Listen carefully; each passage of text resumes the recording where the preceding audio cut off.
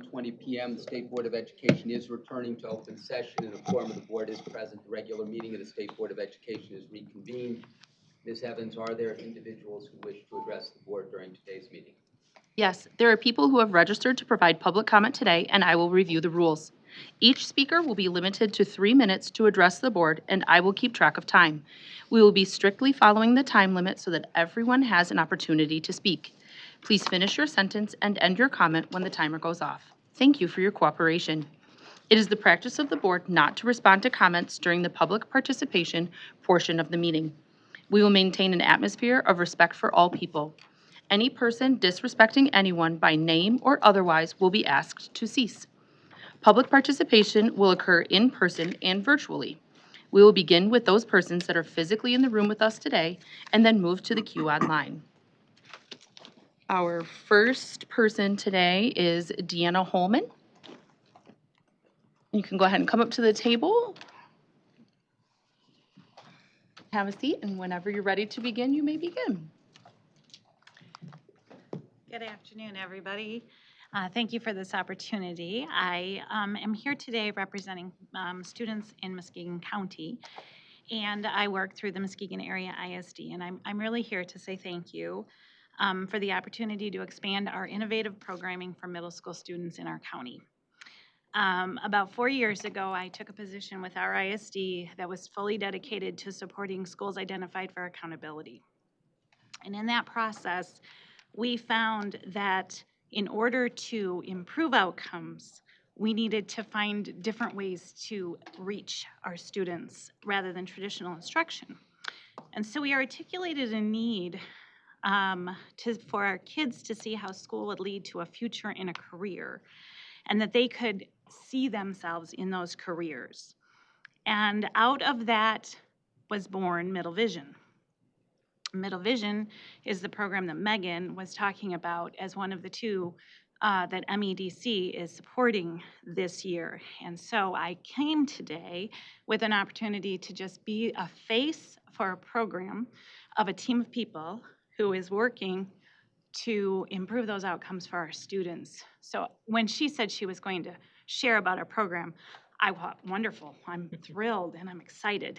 But I also wanted you to know that there are real people in Muskegon County who are working very, very hard.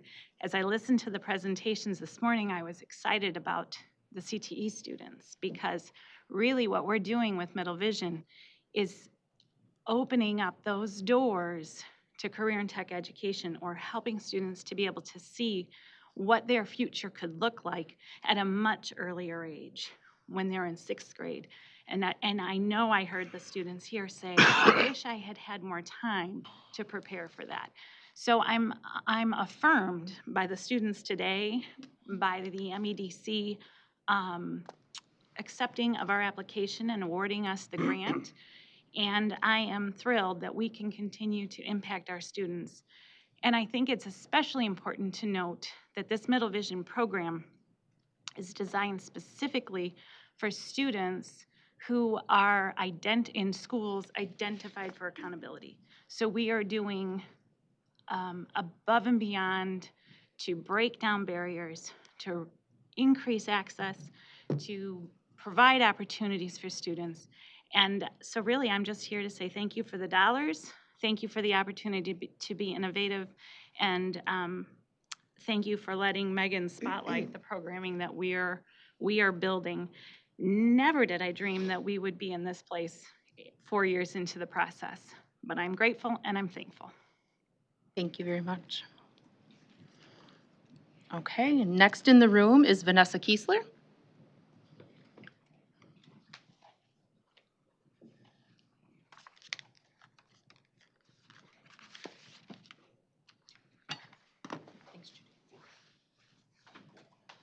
Okay, and whenever you're ready, you may begin.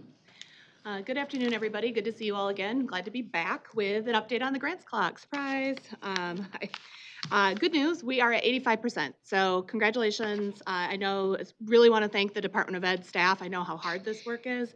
There was a lot of growth in the competitive grants and the direct grants. And I know you have another fat grant packet sitting in front of you right now with a lot more of those direct ones and a couple of the competitive ones. As we get down to those last few, I did just want to highlight, and I know these are difficult ones to get out, but there's 9 funding streams focused on educator talent and 8 focused on literacy. So 7 of the 9 educator talent ones are not moving yet. A couple are in the packet you have, but this is as of November 27th. And 5 of the 8 literacy ones also still have yet to move. Now, they are some of the most complicated things in the State School Aid Act, so that's to be expected, I think, a little bit, but definitely Launch wants to keep looking at those, supporting the department, supporting districts, and as the legislature comes back into session in January, talking and thinking about the next budget, bringing forward information about when you give grants with really complicated allocation procedures, what that means in terms of work for districts and schools and the department.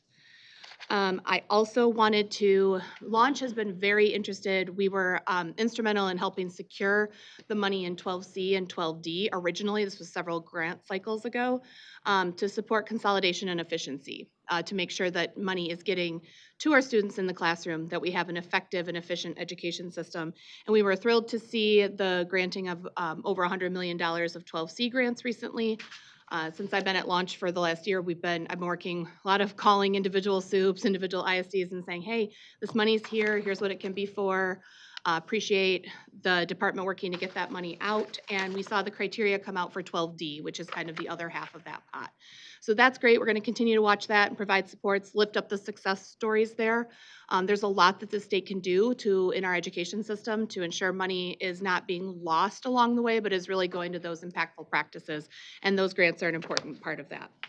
And then with my waning seconds, we included in your packet an invitation to our learning sessions. When I was here last month with Bill Parfit from my board, he talked about the Michigan Education Guarantee, that commitment that every Michigan student graduates with those future-ready skills and competencies they need to thrive. And so Launch, what we found is when we're out around the state talking about this, people don't really understand much about the context now. So we just wanted to provide some learning sessions, lift up some information, and if any of you are interested, we'd love to have you attend.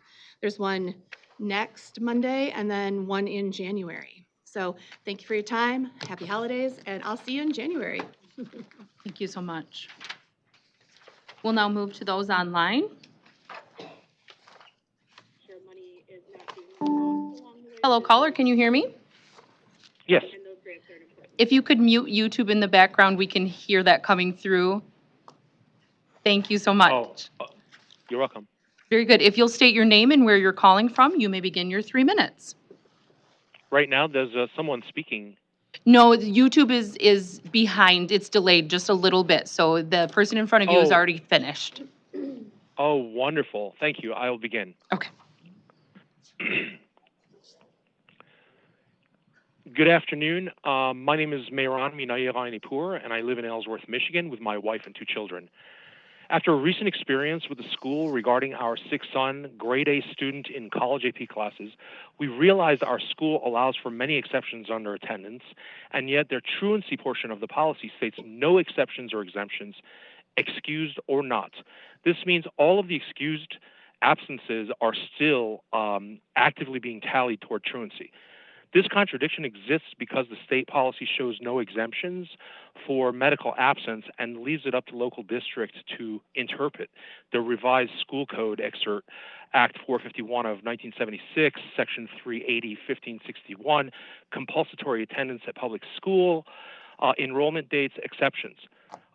Subsection 3, which lists all of the exemptions, has no exceptions or exemptions for medical absences. Medical absences should never be tallied toward truancy. Parents with sick children fear absence and truancy policy-based action against them for simply having too many medical absences. Actions begin with a call from the truancy officer, lead to third-party contractual mediation with signature requirements. Then there's the threat of potential fines and imprisonment. In order to avoid reaching the action threshold for truancy, parents make some of the following choices: send the kids to school sick, which perpetuates the spread of illness, or take them to the doctor and infect the healthcare workers who then pass it back to the community. The cycle of providing notes for simple colds that should stay home overwhelms the healthcare system and sends families and their children into icy winter roads while stealing the food off of their table. Food insecurity affects millions of families all over Michigan. The constant doctor note requirements for our truancy policy affects low-income families disproportionately and incentivizes skipping maintenance health visits. Absences for illness, whether short-term, long-term, or for regular health maintenance visits, should never be associated with or tallied towards truancy. Programs like STEM are affected by the lack of exemption for medical within the state attendance policy. Without STEM, humanity would literally be still living in caves.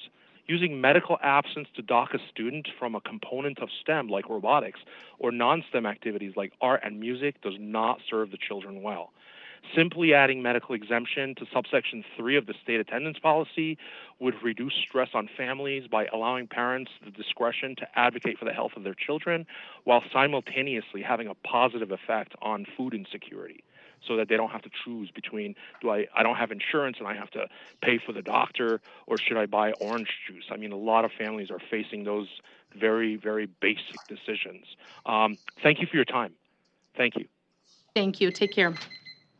Mike, are there any other persons who have pre-registered for public comment today online? Those are all the callers for today. Thank you. This concludes public comment.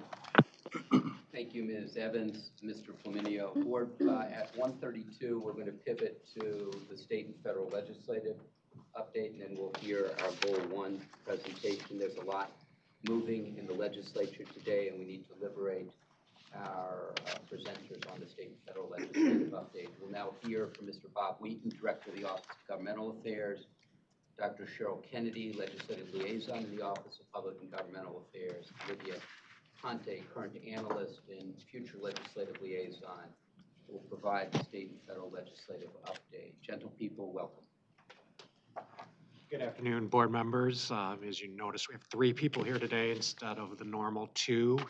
Olivia Ponte is going to give the legislative report today. She's taking over as legislative liaison effective next month for Dr. Cheryl Kennedy, who's retiring at the end of this month. So, Olivia? Thank you, Bob, and good afternoon, board members. So December has certainly gotten off to quite a busy start as the final 3 weeks of the legislative session are underway. After today, we anticipate somewhere between 4 to 6 days of House and Senate session. We're seeing a lot of committee hearings, but what ultimately ends up on the governor's desk is still a question. Here are some bills that we are keeping an eye on, though. In the House Education Committee last week, the committee reported out a bipartisan school safety package. The committee also reported out a bill that would encourage a 1-hour presentation on organ donation to students in 9th grade. Last week, also, the House Higher Education Committee reported out a bill that would allow Indigenous students to wear tribal regalia at high school graduation. Just this morning, Dr. Kennedy testified in the House Education Committee on a bill that would make kindergarten enrollment mandatory in Michigan, and the committee did report that bill to the floor. The House Education also heard testimony on the FAFSA bill this morning. The bill would require submission of the FAFSA for graduation. The committee adopted a substitute that would allow the school principal, after 2 attempts to reach a parent or guardian, to waive the requirement for any student who had not submitted the FAFSA by graduation. The amendment still connects the completion of the FAFSA with the graduation requirement, and as such, the department entered a card of opposition. The committee did report that bill to the floor. This afternoon, the Senate Education Committee will take testimony on the Safe Homes, Safe Schools bills, which would require an informational notice be sent to parents reminding them of the new firearm safe storage law that took effect February 13th of this year, and I will testify in support of those bills. As I mentioned earlier, it's still unclear what will ultimately make it across the finish line, but the department continues to support and advocate for the passage of the 9 total charter transparency bills, all of which still sit on the Senate floor. We're also still waiting to hear about movement on a potential school aid language cleanup supplemental as well. We'll definitely keep you updated as things progress during this lame duck season. Thank you. Thank you. You covered a lot of ground in a very short period of time. We appreciate that. Board members, questions, comments, reflections? Ms. Snyder. Can you expand on the mandatory enrollment for kindergartners that is being proposed? Yeah, definitely. So that was taken up this morning in House Education. And the important thing to remember is that, first grade is mandatory now. There's no notification to the department, no notification to the district if a parent chooses to homeschool. The same would stand true for the kindergarten bill. If a parent chooses to enroll their child in kindergarten, meaning they want to homeschool that child, that still does not require notification to the district, does not require notification to the state. So everything remains the same with that. It won't affect shared time, and it does not affect homeschool families. Thank you, Ms. Snyder. Mr. McMillan? So they're looking at requiring completion of FAFSA document in order to graduate, all students. Correct. So doesn't the FAFSA require, personal information like family income? Yes, so in the bill as written, there is a parental waiver. There's two waivers. There's one parental waiver, so if the parent feels uncomfortable giving away any of that information, the parent can choose to sign the waiver exempting their student from this requirement. And then the alternative waiver is the one that can be granted by the school principal if they're unable to contact the parent or the parent doesn't want to sign the waiver. Thank you, Mr. McMillan. Other questions for any of our distinguished presenters? One of whom has been uncharacteristically quiet today. If I didn't know better, I would say that she had laryngitis. Other questions, comments, board members, any reflections? Dr. Pugh? A couple of things. It's just interesting that you both have on black today, but We like to twin. but to the FAFSA bill, it sounds like it's required but not required. Okay, all right. And then the charter school bills, it looks like we're waiting to see what that movement looks like later this week. Correct. And those all came out of committee, but I missed that. That didn't happen the day that we were there. They must have passed it afterwards. Oh, I didn't even pay attention that vote had happened. I thought that they were just reading them. Okay, so I think I have the answer there. All right, very good. Anything more for the good of the group? You give it away. With that, Dr. Pugh, I believe you have a resolution to move. I do have a resolution to move, and I would like to move the resolution honoring Dr. Cheryl Kennedy. Okay, so we have a motion. Do we have a second? Let's see if there are hanging chads. There appear to be no hanging chads in the room. Senator Bullock, followed very closely by Dr. Robinson. Back to you, Dr. Pugh, to read the resolution into the record. Very proudly. Let it be known that Dr. Cheryl Kennedy will retire as of December 30th, 2024, after a distinguished career of more than 30 years of dedicated service to Michigan's public school children. Whereas Cheryl began her career in education as a local teacher for Armada area schools and then moved to Davison Community Schools with the opportunity to share her passion for music in the classroom for 22 years. Whereas wanting to continue to support students and staff alike, Cheryl became an assistant school principal in Birmingham Public Schools in 2010 and later served as principal in Walled Lake Consolidated Schools at James R. Geisler Middle School until 2018. Whereas upon seeing the positive and negative effects of state government on public education, Cheryl decided to run for public office, won her campaign, and represented Michigan's 48th State House District for 2 years. Whereas Cheryl joined the Michigan Department of Education in 2021 as the legislative liaison and used her expertise in education and her experience in the legislature to advocate for a strong school aid budget and education-related laws. Whereas during her time at the department, Cheryl participated in the development of over 4 $20 billion school aid budgets, testified at many legislative committee hearings, attended hundreds of meetings with stakeholders, reviewed thousands of bills and bill drafts, and made a positive effect on countless children's lives. Whereas Cheryl teaches the school administrators of tomorrow on weekends at the University of Michigan Flint, and after retiring will continue to advocate for children as an education consultant. Whereas Cheryl is the dedicated wife of Mike Kennedy, the proud mother of Carissa, David, and Joe, and the proud, super proud Mimi of CJ and Alice. Now, therefore, be it resolved that the State Board of Education extends to Dr. Cheryl Kennedy its highest regard and gratitude for the knowledge, dedication, passion, and range of experience that she has brought to the department and shared with the legislature, all for the benefit of Michigan's public school children, educators, and families. Be it finally resolved that the State Board of Education wishes Cheryl a well-deserved retirement full of happiness, music, crocheting, reading, writing, family, friends, and lots of time in the she shed. And so with that extensive resolution before us, any discussion? Please.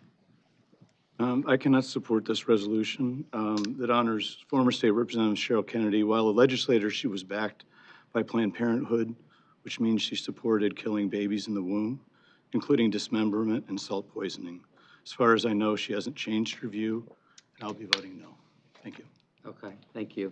Senator Bullock. Well, I'll be voting yes because she was a superb legislator, and I'm glad she was over here to help us out with the State Board of Education, and continued blessings. Thank you very much, Senator. Ms. Tilley. I don't want to see you leave. But I do want to say congratulations. I hope you enjoy your retirement, and I hope you enjoy reading to the little ones in school and enjoy your grandbabies.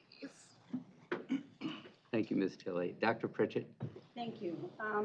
I first met Cheryl when Tiffany and I were running for the state board at one of those things that you go to when you're running for election, and immediately respected your knowledge level, your commitment came through, and that has been the case here at the department. So it's been a pleasure to be able to work with you, and we appreciate everything you've done from your career at school, through the legislature, and certainly here at Michigan Department of Education.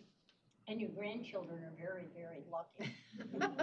Thank you. I think we were on a riverboat on the Osavo. You're right, we were. Thank you. Thank you, Dr. Pritchett. Anyone else care to share? No? I will just add to what was already said in the resolution. I too remember you meeting with us as a legislator.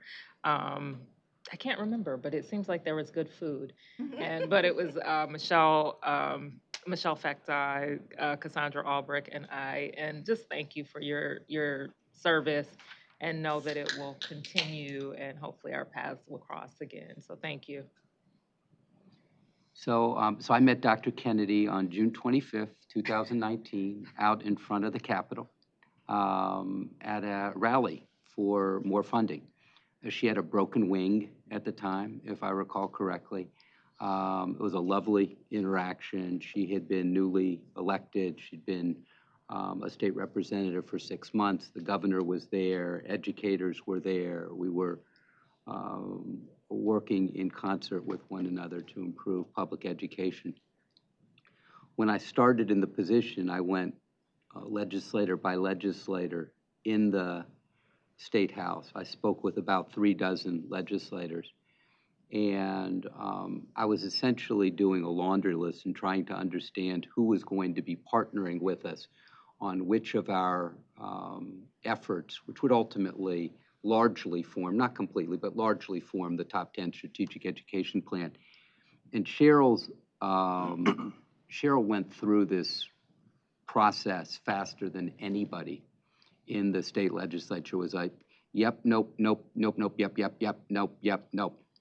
And I'm like, okay, well, what do I do in the rest of the 30 minutes of the conversation? And then 2 months later, I was invited to Alma College, where you had a sort of a bipartisan effort to bring people together around educational issues, because much of what exists in public education is not partisan, is not overly conflictual, is pretty straightforward stuff.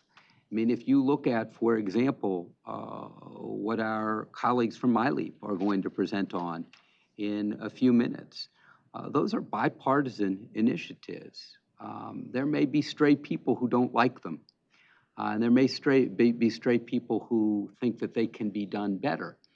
But in general, the debate about whether we should have childcare is over.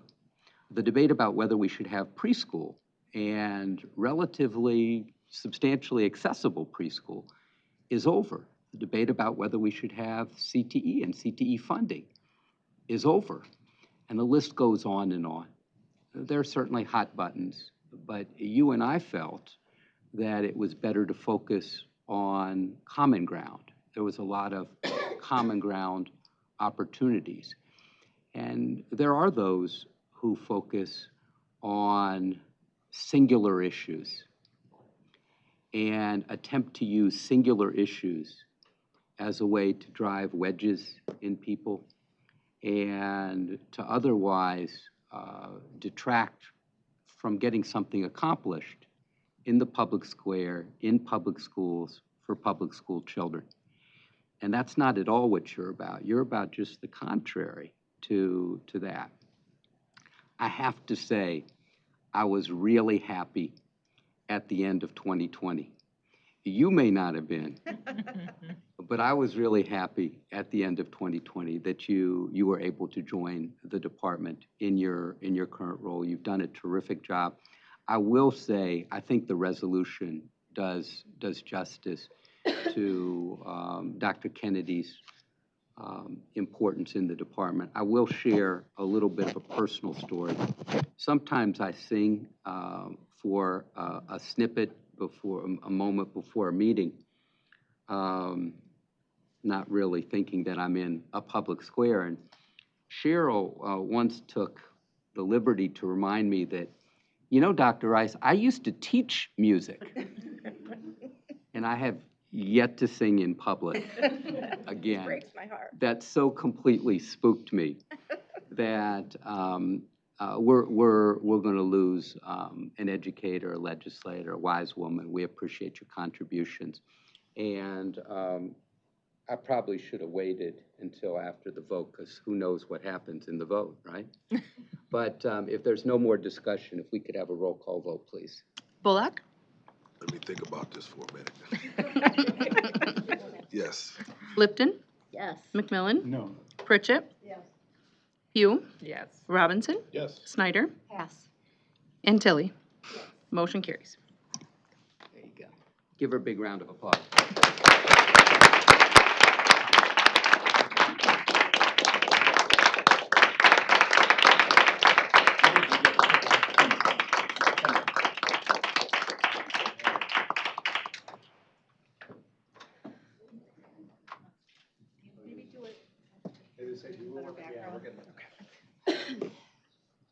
We'll go wherever you want us. You tell us. You don't want I heard that. that was just for you. Uh-huh. Right here on the table. Here we go. But I believe. All right.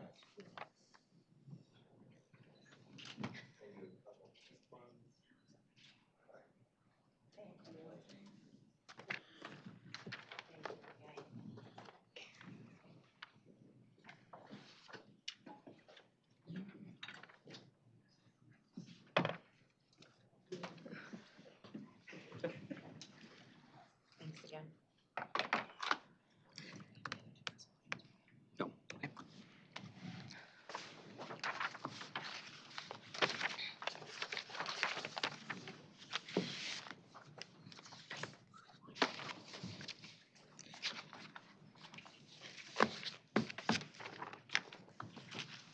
Worded as 150. And the next item on today's agenda is a presentation on Michigan's Top 10 Strategic Education Plan Goal 1 to expand early childhood learning opportunities. During today's presentation, the Michigan Department of Lifelong Education, Advancement, and Potential will present information on Goal 1 of Michigan's Top 10 Strategic Education Plan to expand early childhood learning opportunities. The presentation includes updates about pre-kindergarten for all, child development and care, early on and early childhood special education. We re-welcome Dr. Michelle Harmala, Deputy Superintendent, the Division of Educator Excellence, Career and Technical Education, Special Education, and Administrative Law. And we welcome Dr. Beverly Walker-Grafia, Director of the Michigan Department of Lifelong Education, Advancement, and Potential, and Ms. Emily Laidlaw, Deputy Director of Early Education in the Michigan Department of Lifelong Education, Advancement, and Potential. This is an informational presentation. No board action is required. Presenters welcome. Dr. Rice. Good afternoon, Board. MyLeap will share its presentation related to early childhood education in Michigan. And while the day-to-day work for Michigan's earliest learners is being implemented by MyLeap staff, the MDE continues to support and partner with them to ensure quality services for our students and the educators and providers that serve them. I'll hand it over to the MyLeap team. Good afternoon. Something has just happened to our PowerPoint.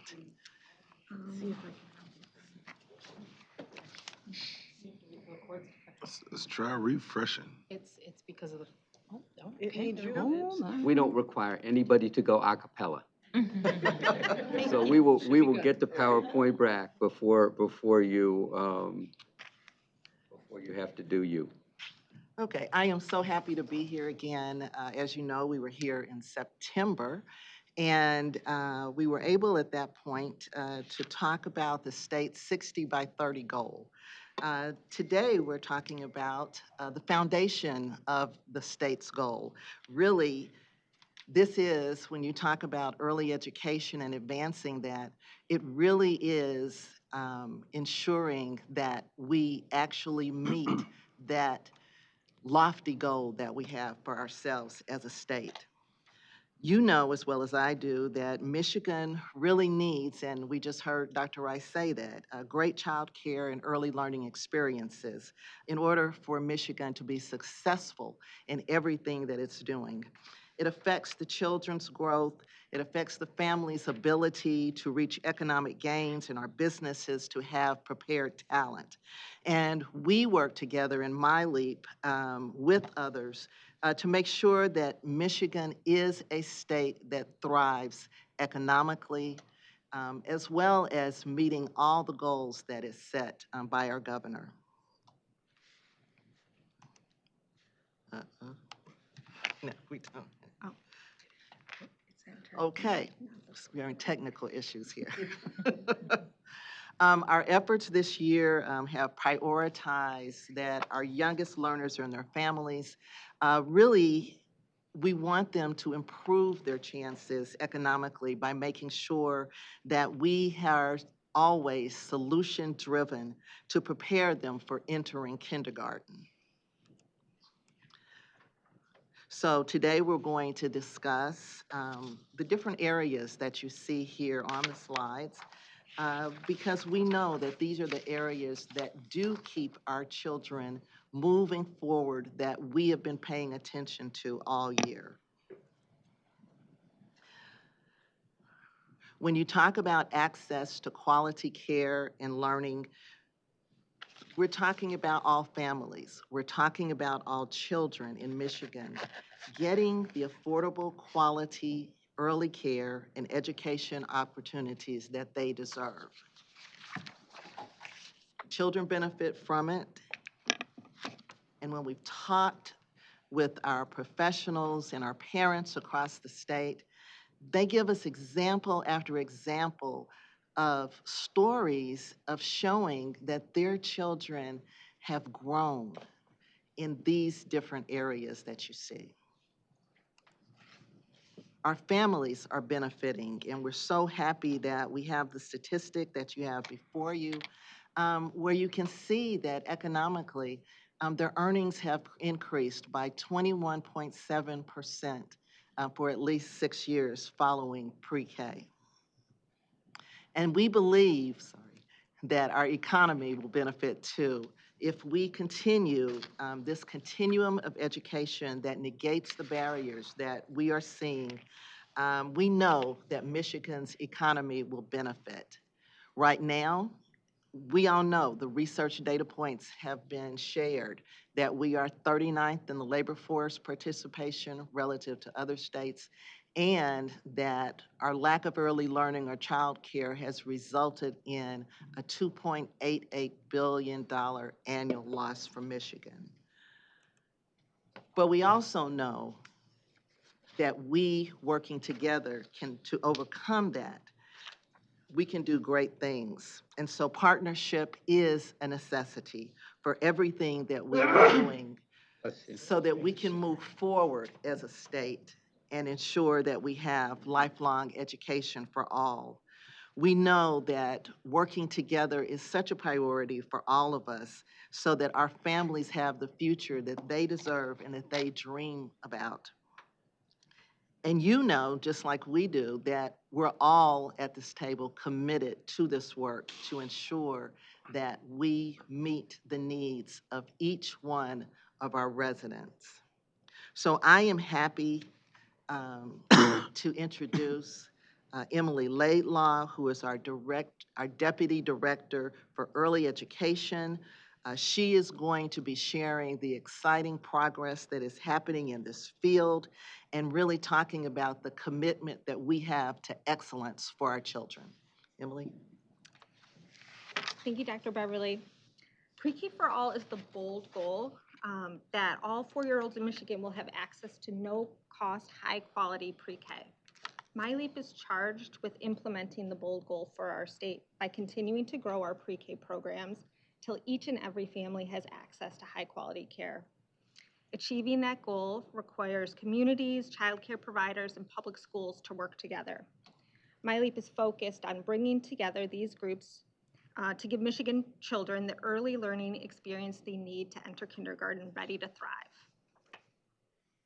In January 2024, the governor released the Pre-K for All roadmap. The roadmap was created with input from over 4,200 Michiganders across the state.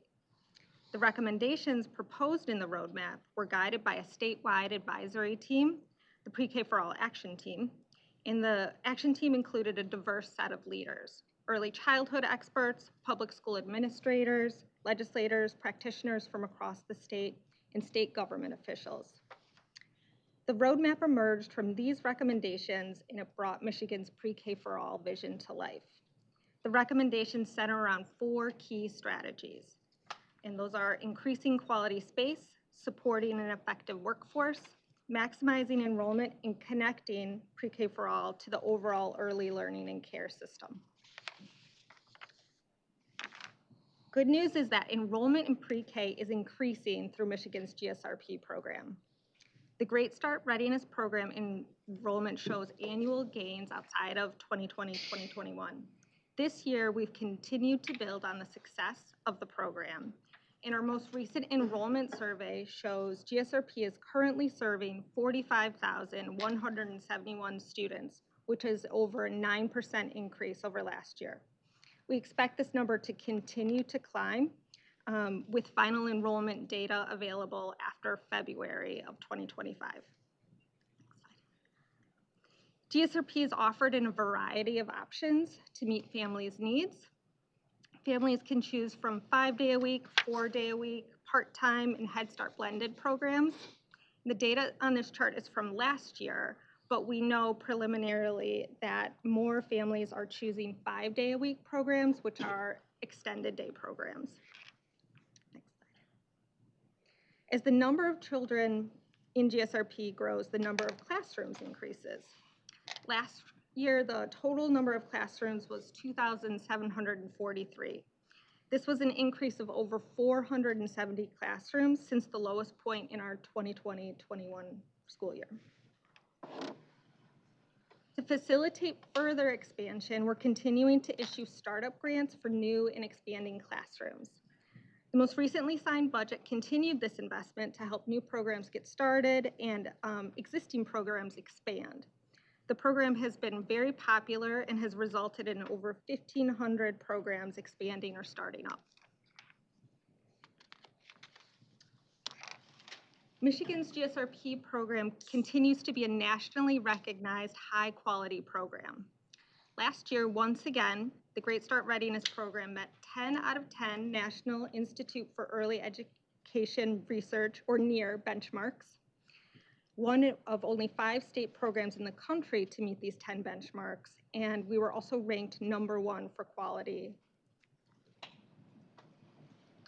The federal Head Start program continues to serve a significant number of students in Michigan.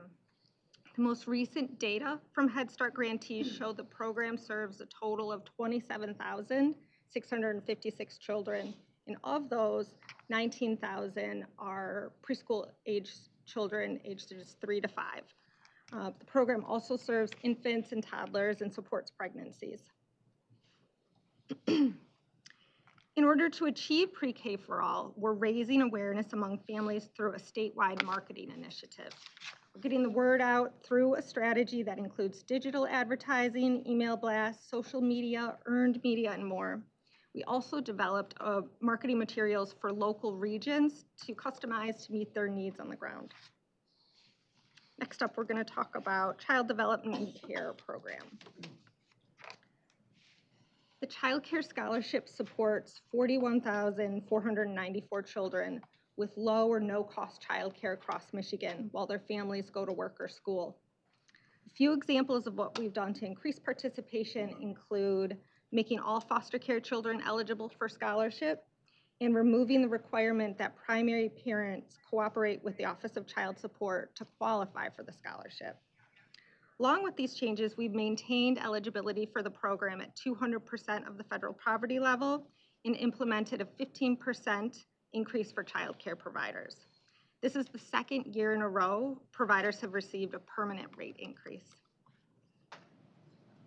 Caring for My Future was Michigan's $100 million investment to expand child care across the state. The goal was to start or expand 1,000 childcare businesses across the state by investing in state, startup support, staff, and business support. The program concluded this September with more than 1,600 new childcare facilities and over 2,000 expanded facilities. We're also proud to be home to the first in the nation TRI-SHARE program that splits childcare costs between employers, employees, and the state. We have over 227 employers who are signed up representing different industries and regions across the state. One of the biggest challenges we hear from the childcare sector is staffing. We're taking a multi-pronged approach to recruit and retain talent. To grow that pipeline, more than 1,900 people were awarded a Teach Early Childhood Scholarship to complete child care related educational programs, including a Child Development Associate or CDA. Additionally, financial support was provided to 13 colleges to create CDA training cohort programs to reduce or eliminate barriers to those pursuing an associate's degree in early education. Finally, investments were made to improve processes and support for providers going through that credentialing process. Did I go wrong? Yeah, Oh, how do sorry. we go back? Dr. Harlow? How do we go back? Just use the arrow back key. Oh. No, didn't go back. Mm-mm.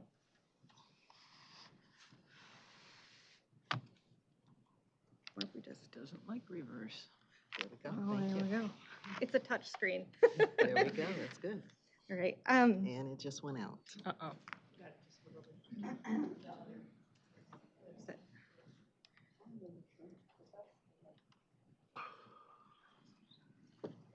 Okay, it's there we go. back. I think we'll need you to sign in. No, you're fine. Can we peek in between you guys? Mhm. Quick. Thank you. All right, we won't touch it. No, we won't. Next up is wage pilots. We've implemented a wage pilot to determine whether increased compensation for childcare providers could improve staff retention, satisfaction from parents and children, and service quality. The wage pilots we've conducted have had a positive impact on teaching staff retention, satisfaction, and stability, with centers reporting notable improvements in pilot locations. Another factor impacting the retention of the workforce is a large number of childcare providers without health and retirement benefits. We've been awarded federal funds to partner with the Small Business Association of Michigan to develop a package, a benefits package for early learning professionals.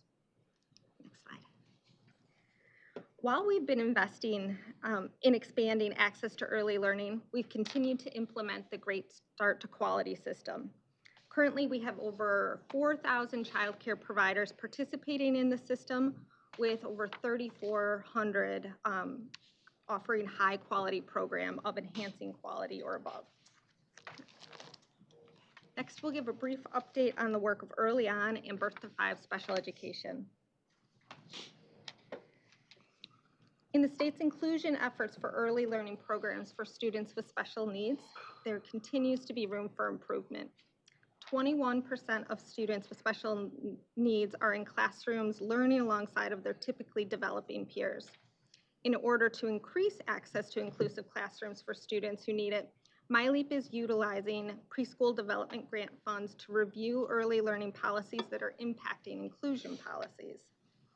Next. And we're continuing to partner with MDE on the work of the Preschool Inclusion Collective Action Plan. The plan was developed with a broad group of partners and focuses on recommendations to increase pre-K inclusion, including marketing and awareness, policies, funding, and professional training. Early On provides services through ISDs to children from birth to age 3 with disabilities or developmental delays, or those who are at risk for delays due to certain health conditions. It's designed to help families to find services that will promote and develop to promote the development of their infants and toddlers with special needs. Federal and state investments in the program have been increasing the last several years. Next slide. And the number of children has corresponded with those investment increases and has increased as well. Next slide.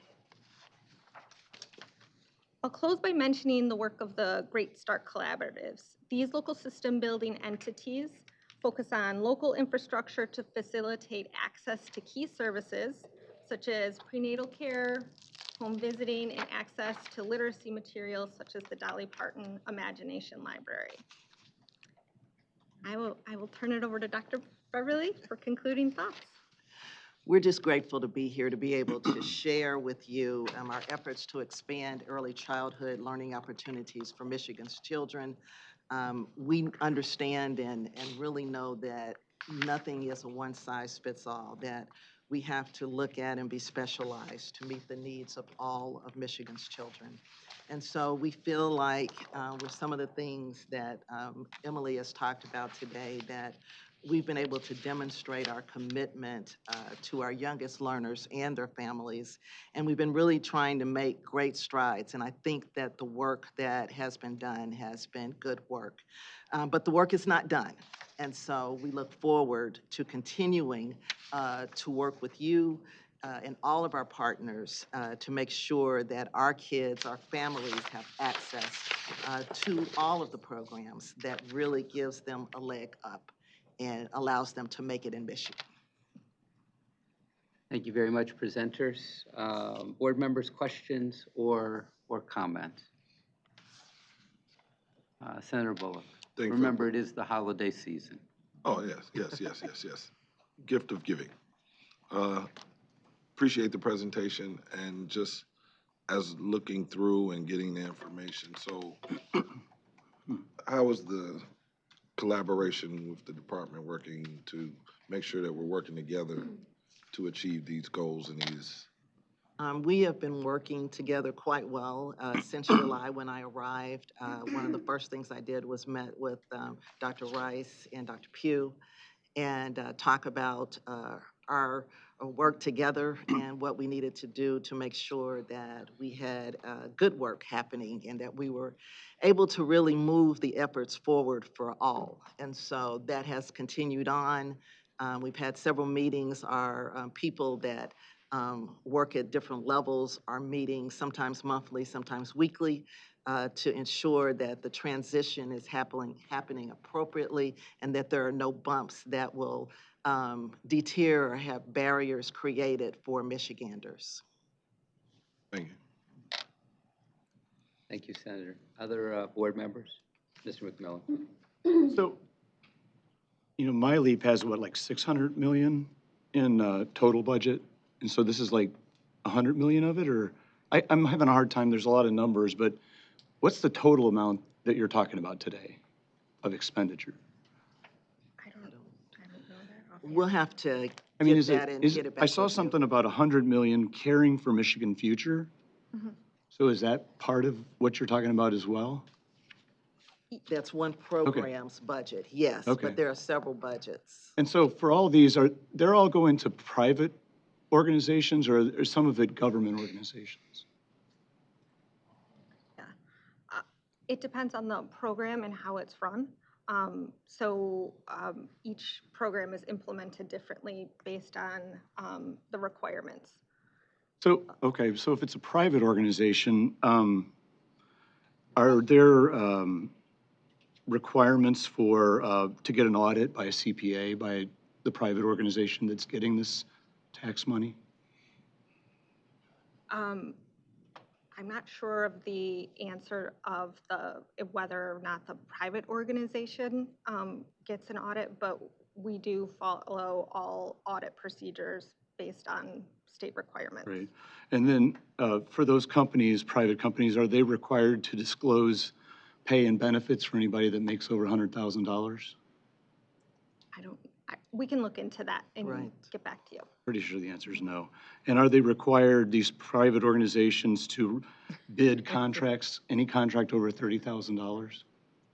We can get back to you on that. Pretty sure the answer is no. All right, thank you. And we'll get that through Dr. Rice to you. All right. I believe that they were rhetorical questions, presenters, but on the off chance that they weren't.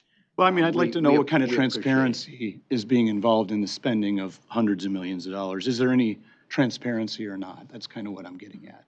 It sounds like there's probably not, but that's what I thought. Okay, thanks. We appreciate your forbearance. Thank you, Mr. McMillan. Other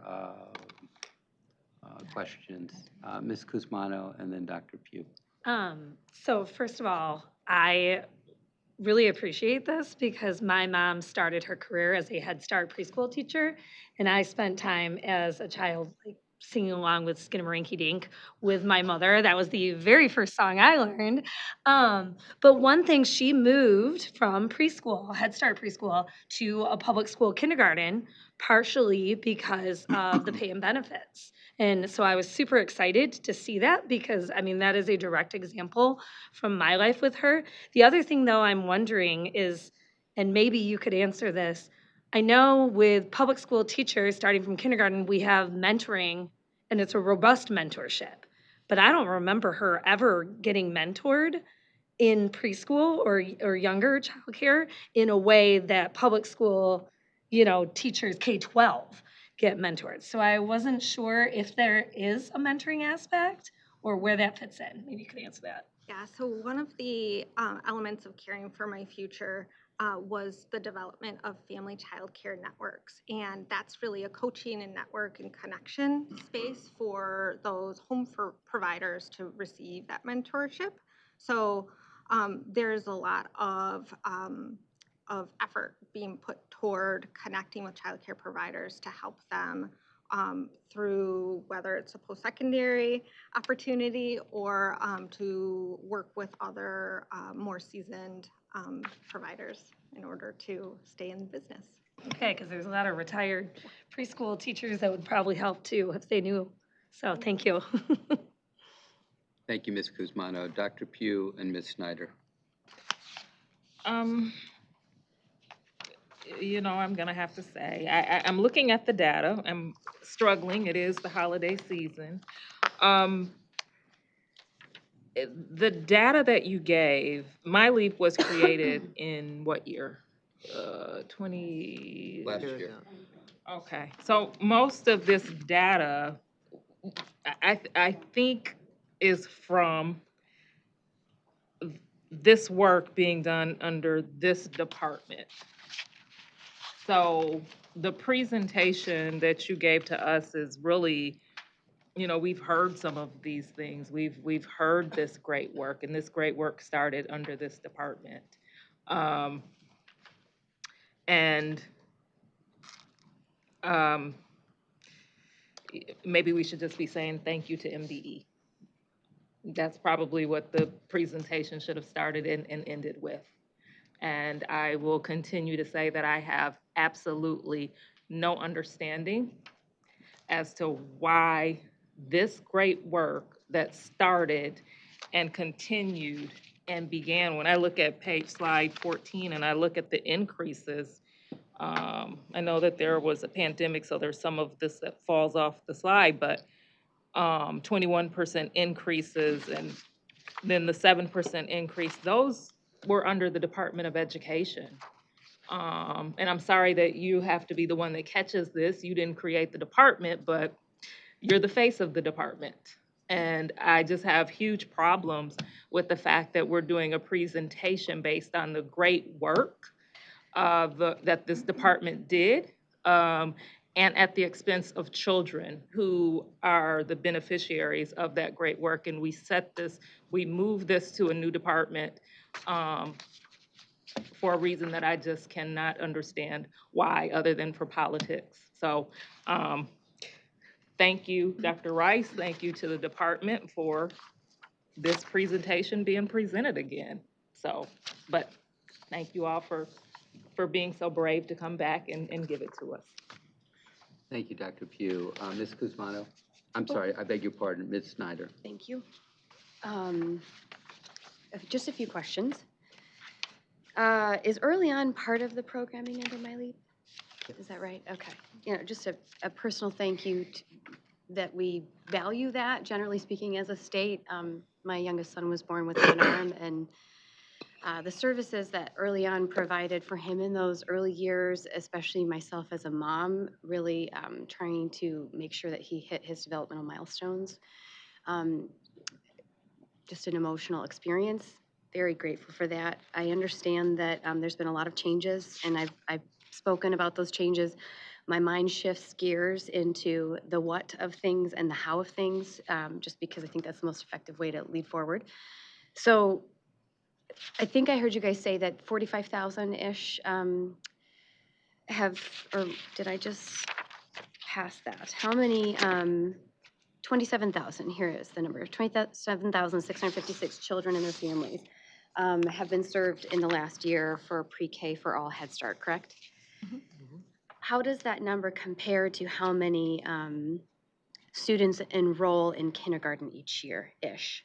Is that a third of kindergartners, roughly a half, roughly 3/4? I'm not looking for exact numbers, but do we have the numbers in terms of who we're serving currently with the budgeted dollars versus when we say pre-K for all, what does that mean? And how much does that cost? I don't have the numbers of those who enter kindergarten, Okay. but there are roughly 115,000 4-year-olds each year based on ACS data in the state. Total in our population Total of in our Michigan. population. Okay, 115,000 to 27,656. Okay. I'm just approaching those questions first with ensuring that what was said during the legislative update, that we wouldn't ever become a state that would encroach on the rights of homeschoolers, but then also understanding the goal of pre-K for all. And I'm assuming 115,000 4-year-olds would also include a number of families that would choose to homeschool and not register or comply with the mandatory registration at kindergarten, correct? And we could probably, mirror that number with some kind of data in terms of who's in homeschooling from the start to 8th grade at some point. But I'm just trying to wrap my head around where are we at now, and what does pre-K for all really mean in the expectation of long term? And maybe as a follow-up, we could kind of dig into those numbers. Well, I was just going to say, Dr. Humala, do you know the percentage that go into kindergarten? I do not know that percentage off the top of my head at all. Dr. Rice might. Well, I mean, maybe the thing to do is just to reflect upon the term universally accessible Mhm. preschool. That preschool for all is a slogan. It's that all are, that the goal is that all will have the opportunity to have preschool, not that all will be required to have preschool. I just want to be, have I misstated that? No, you have No, not. okay. So I think to Ms. Snyder's concern perhaps, there's no effort to push a family or families into preschool any more than there will be for kindergarten, or for that matter, 1st through 12th grade. Right.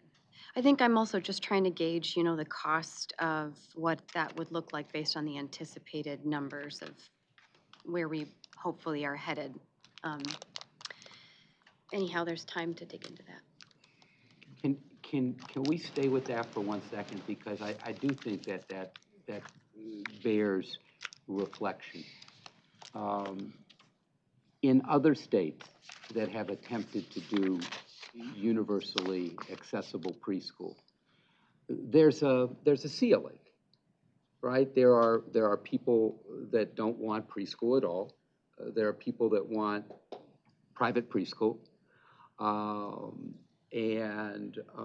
So 100% isn't 100%, right? Can you speak to that perhaps? Yep. Usually we see in other states that have universal pre-K that they hover around 75% when the program is fully implemented for all 4-year-olds. Around what percent you just? 75. 75%, okay. So roughly 75% of our 115,000. Okay. So the idea is that 115,000 is not the goal. The goal is to make it accessible to 115,000, but there's no expectation that 115,000, that the children, that the families of 115,000 children will accept any more than they do K-12. In fact, less so than they do K-12 because they're little ones, and oftentimes parents want to keep little ones for a little bit longer. Not always, but there are times. So that's a little bit on the numbers. I want to make sure we're doing justice because it was your question, and I want to do justice to the question. Does that help? Okay. You also raised the issue of budget. Do you want to go there or not? I want to chew. You want to chew on that? Okay. Yes, thank you. We are not fully funding universally accessible preschool at this point.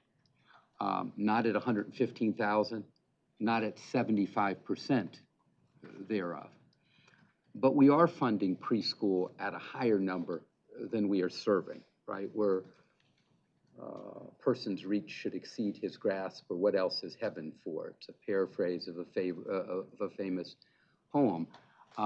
So we're aspiring to higher, is that right? Higher numbers. Definitely. And I mean, I think that was what Emily was saying, that we've actually made those numbers this year. Do you want to say that again? Yep. We have room to increase further beyond the preliminary data of 45,000 4-year-olds, and will continue to increase through February, which is the last point in enrollment for this year. And tell us a little bit about that marketing campaign, because I know as a former local superintendent that the numbers didn't come free, that you had to really drumbeat hard in the community for the numbers. And people think that that's counterintuitive. This is a great program, build it and they will come. It's kind of field of dreams in schools, but that's not really the way it works, right? People have a sense that school is K-12 or 112, not pre-K-12, not 4 up. And so tell us a little bit about the marketing campaign, the drumbeat around. Yep. With the local, with what what you worked with as a local superintendent.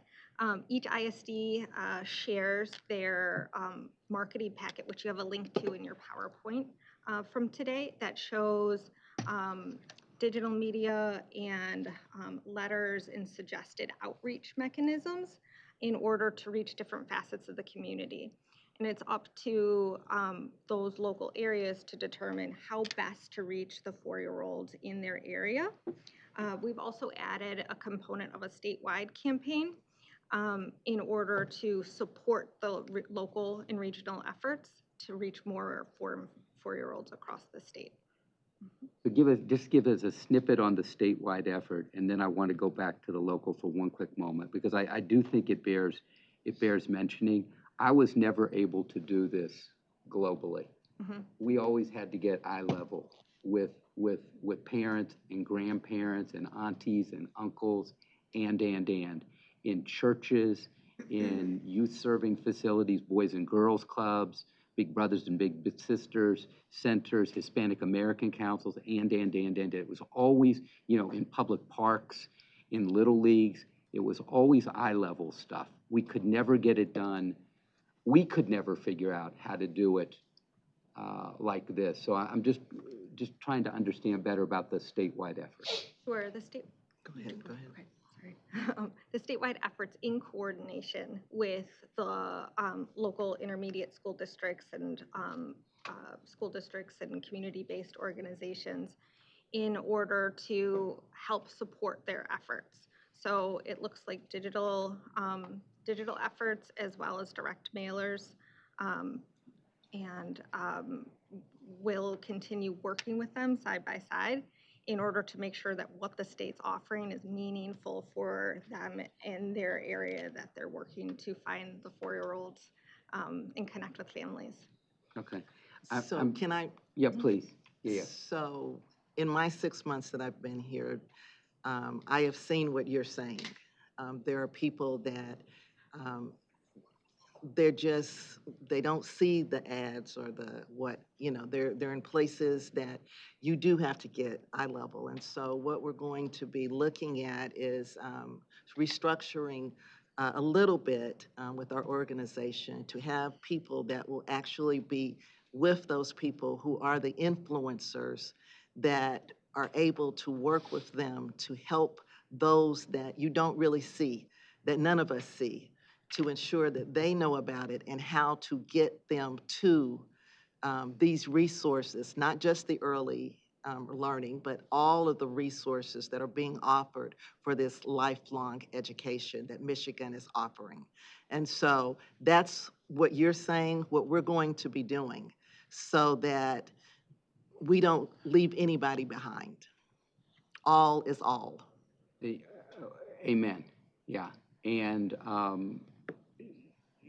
just a thought that when you do pre-kindergarten roundup, it should be in concert with kindergarten roundup, that they should be together.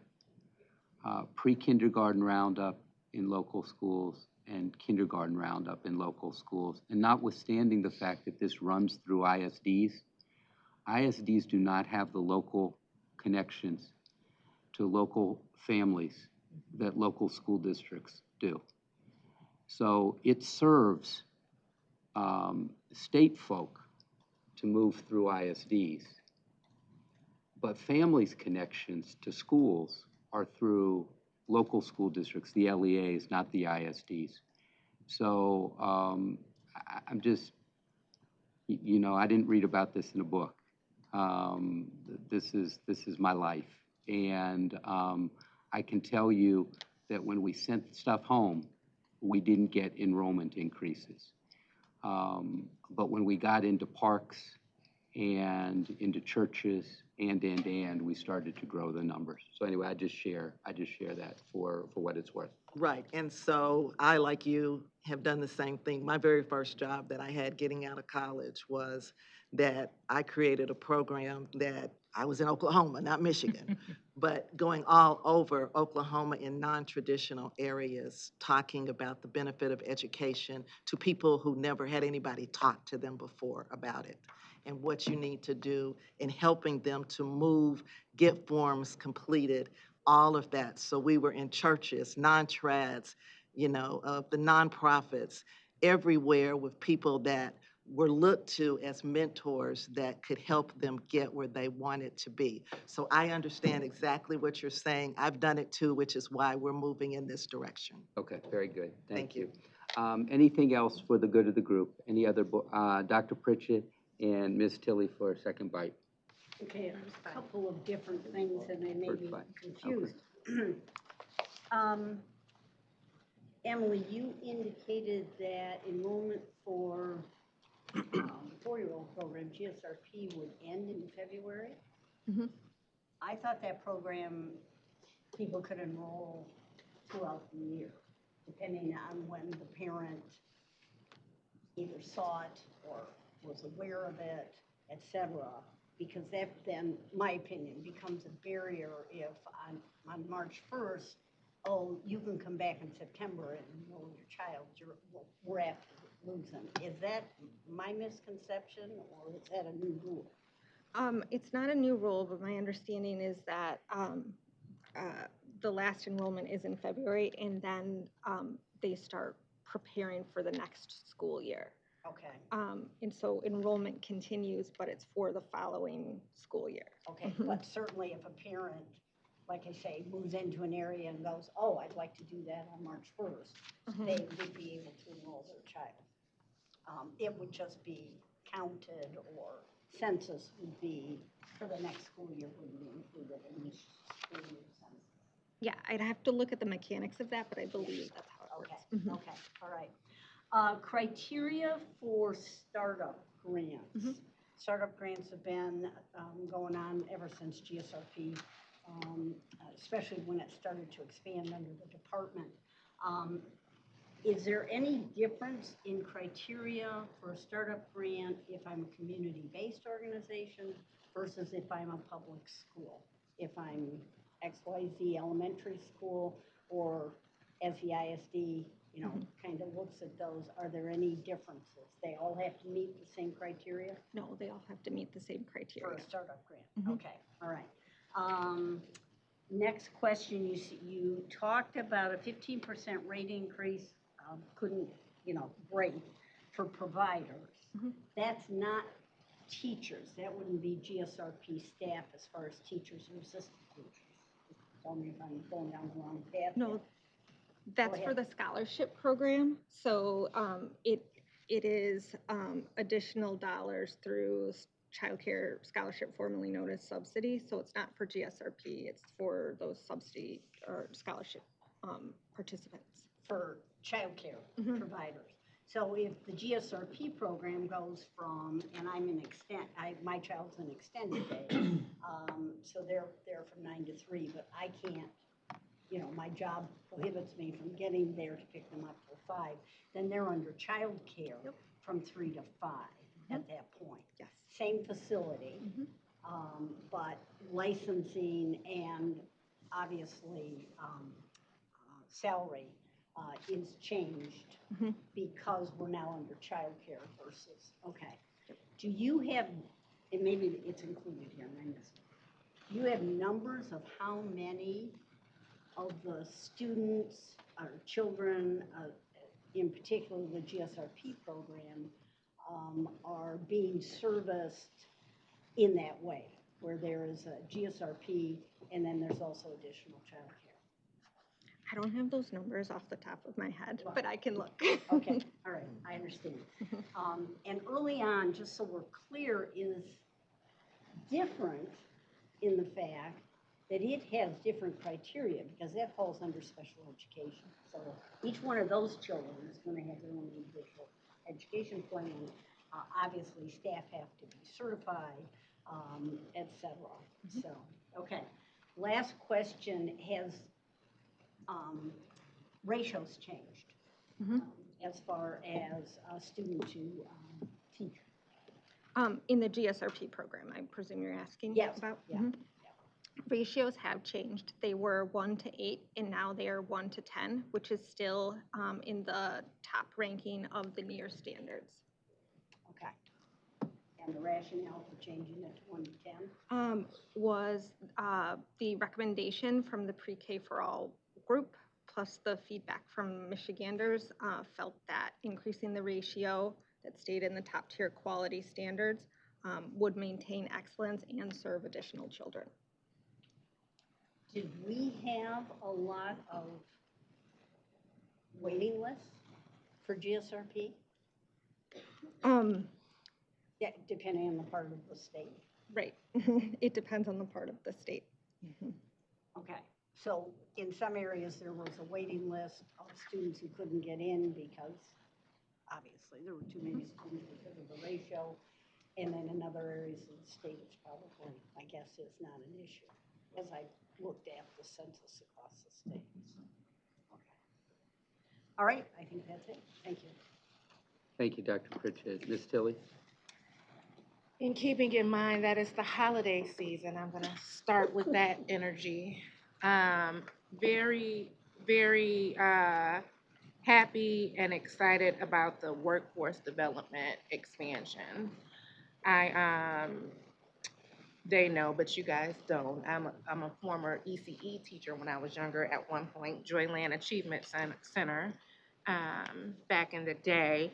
And I can't remember if I was making minimum wage or barely above minimum wage at the time. And I've brought it up at the table, it's been a minute now, that NASB, some of the data that I learned from there is that ECE wages, they're comparable to fast food salaries or wages, fast food wages. So I'm really happy about the increase in wages, the health benefits, the retirement benefits, and the assistance with credentialing. That's awesome.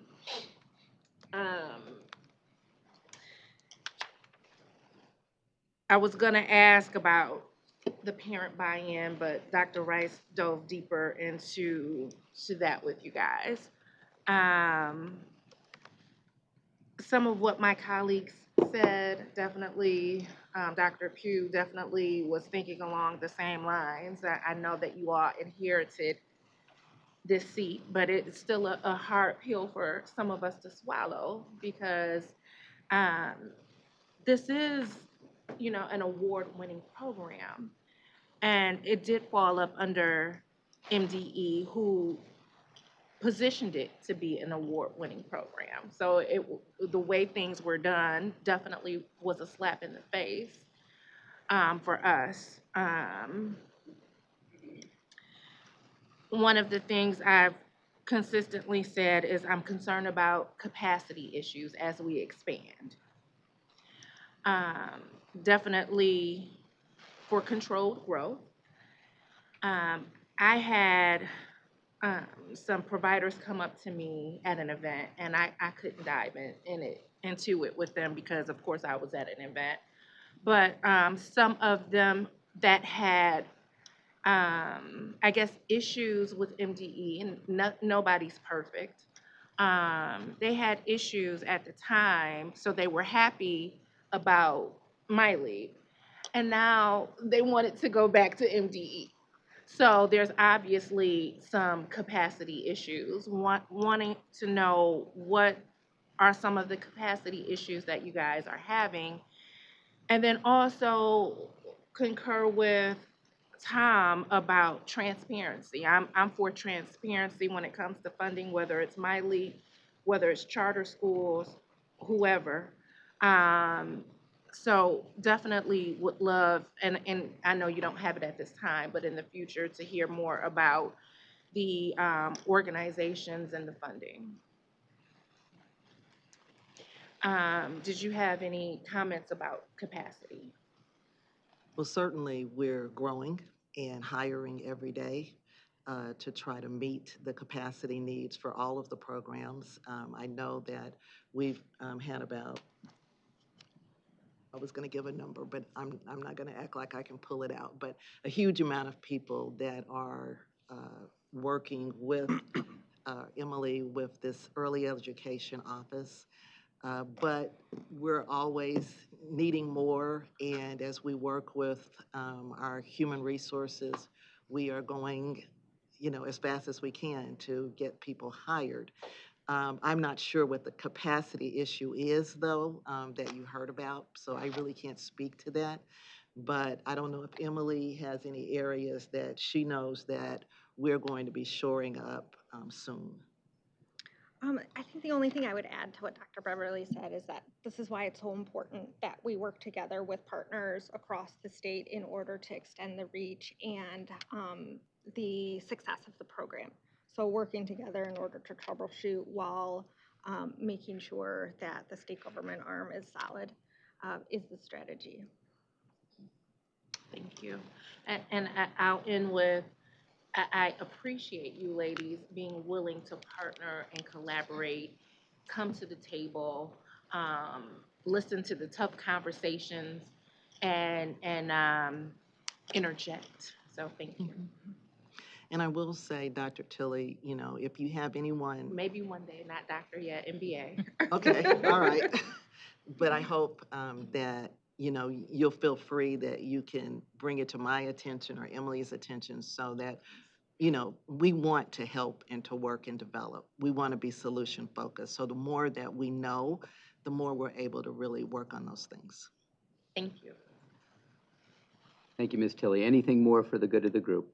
Once, twice, thrice? Hearing and seeing none. Presenters, thank you very much. Happy holidays. Thank you. Board, it's 2:42. We're going to move to the approval of State Board of Education minutes. Could I please have a motion to approve the minutes of the regular and committee of the whole meeting of November 12th, 2024, moved by Dr. Robinson, seconded by Senator Bullock. Is there any discussion? Yes. Mr. McMillan. On page 4, the end of the second paragraph, it talks about how Mr. Kofil and I from the library, Koffel, from the library group, had a little discussion, and he confirmed that he discussed, it says, Mr. McMillan and Mr. Koffel discussed appropriate book selection for students based on age and other criteria. I actually asked him about book selection for libraries based on age and other criteria. I think there's a difference. You don't have to support it, and I don't have to support the passage of the minutes, but I distinctly, the whole point was, it's not that he might not give it to certain students, but it was that libraries wouldn't have in an elementary library certain books that would be inappropriate, and he confirmed that. It's on video, and it's actually gotten around quite a many views. So, and it kind of gets to the point where some say that certain people support book banning when it's really just saying that it shouldn't be it should be age appropriate in certain libraries. So I would appreciate the word students to change that to libraries, but that would be my request. My motion, actually, I make a motion to amend the minutes. So discussed appropriate book selection. For libraries. For libraries. Based on age and other criteria. Okay. Does anybody have any objection to the single word change, discussed appropriate book selection, rather than for students based on age and other criteria, for libraries based on age and other criteria? Dr. Pugh. No, I was just going to support the motion if you're going to do a friendly. Very good. I'm proposing a friendly amendment. Okay, then that's fine. If it's not so friendly, so we'll take a vote. But Thank you. I think we can initially take the temperature. Does anybody have a problem with that single word change, page 4, students becoming libraries? Hearing and seeing none. That change is made based on a friendly amendment. Thank you, Mr. McMillan. Thank you, Dr. Pugh. Are there any other elements of discussion on the meeting minutes? Hearing and seeing none, if we could have a roll call vote, please. Bullock? Sure. Lipton? Yes. McMillan? Yes. Pritchett? Yes. Pugh? Yes. Robinson? Yes. Snyder? Yes. And Tilly? Yes. Motion carries. very much, Ms. Evans.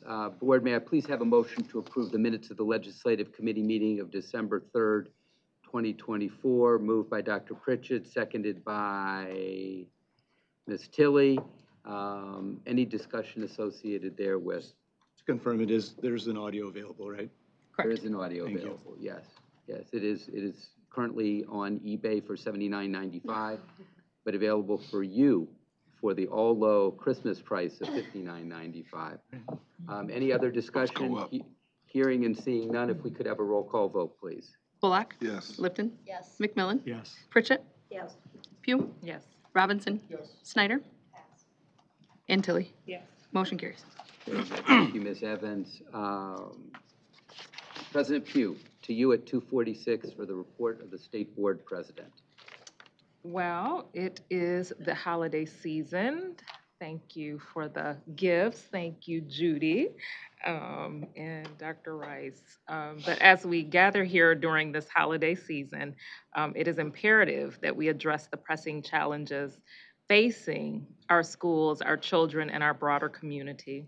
This is a season of unity and reflection, but we must also confront the harsh realities affecting the safety, dignity, and well-being of those we serve.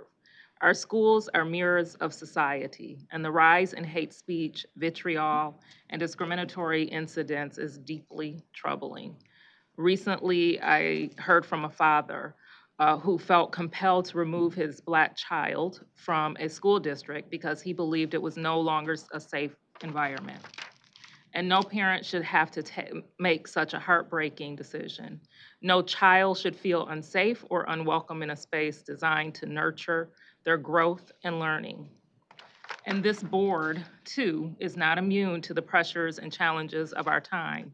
We have heard language and witnessed behaviors that do not align with the values we are entrusted to uphold. Our Muslim communities are grieving the devastating loss of life overseas, particularly the children caught in the violence in Palestine. The magnitude of this tragedy weighs heavily on families here, particularly in our state, and calls for our compassion and understanding. At this time, we are called upon to soon adopt a resolution against anti-Semitism in response to a surge in hateful incidents targeting Jewish Americans. The statistics are stark and sobering. The Anti-Defamation League has reported a staggering 360% increase in anti-Semitic incidents since October 7th of this year. Hate crimes against Jewish Americans account for more than half of all religion-based hate crimes, despite Jewish people comprising only 2.4% of the U.S. population. Moreover, shifting attitudes among young people toward the Holocaust highlight a growing need for robust education and cultural understanding. It would be remiss not to acknowledge the national climate contributing to this rise in hate language and divisive rhetoric. Leadership at the highest levels of government plays a powerful role in shaping public attitudes and behaviors. When leaders employ language that inspires fear, division, and hostility, the impact reverberates throughout our communities, including our schools. This behavior undermines the values of inclusion and mutual respect that we strive to model for our children. In times like these, we must remember that leadership requires setting the tone. As someone wisely said, we must be the thermostats, not thermometers, shaping the environment rather than merely reflecting it. Our children and families need us to rise above division and fear. They deserve the assurance that our schools are safe havens of learning and inclusion. The resolution against anti-Semitism is a step in the right direction, but it cannot be the standalone. As a board, we must commit to innovative approaches, and as a department, that empower our districts to navigate these complex challenges. Just as we came together in the wake of George Floyd's tragic death, we must again demonstrate the courage to listen, learn, and lead. The holidays remind us of the importance of peace and goodwill. Let us take this moment to rededicate ourselves to fostering unity, safety, and respect in our schools. The next generation is watching us, and they need to see adults who are willing to do the hard work of building a better, more inclusive future. Together, board, We can set a tone of compassion and courage that will resonate far beyond these walls. Thank you. Thank you, Dr. Pugh. 250, a brief state superintendent report. MDE is launching a new MDE grants repository later this week to assist districts in quickly and easily finding the grants that will be most helpful to their needs. The MDE grant repository is one of the outcomes of the streamlining task force that I commissioned last year and that Dr. Sue Carnell has led. Department staff have been working on the repository since May 2024. The MDE grants repository is the one place that will be available to find all MDE managed grants. It contains various details about federal, state, and Michigan endowment grants. The repository has search and filter options to make it easy to find specific grants. The repository was vetted by educators representing LEAs, local education agencies, and ISDs, intermediate school districts, who have expressed appreciation for the repository. The repository will be updated regularly and will be located on the MDE grants landing page. And the only other thing that I have to say in the season is best wishes in the season and for the season. Happy holidays to everyone, regardless of what you celebrate during the holiday season. The next item on today's agenda is the presentation by the Michigan Teachers of the Year, Michigan Teacher of the Year, and Regional Teacher of the Year. We welcome Ms. Kelly Kuzmano, 2024-2025 Michigan Teacher of the Year, an ELA teacher at Rochester High School and Rochester Public Schools.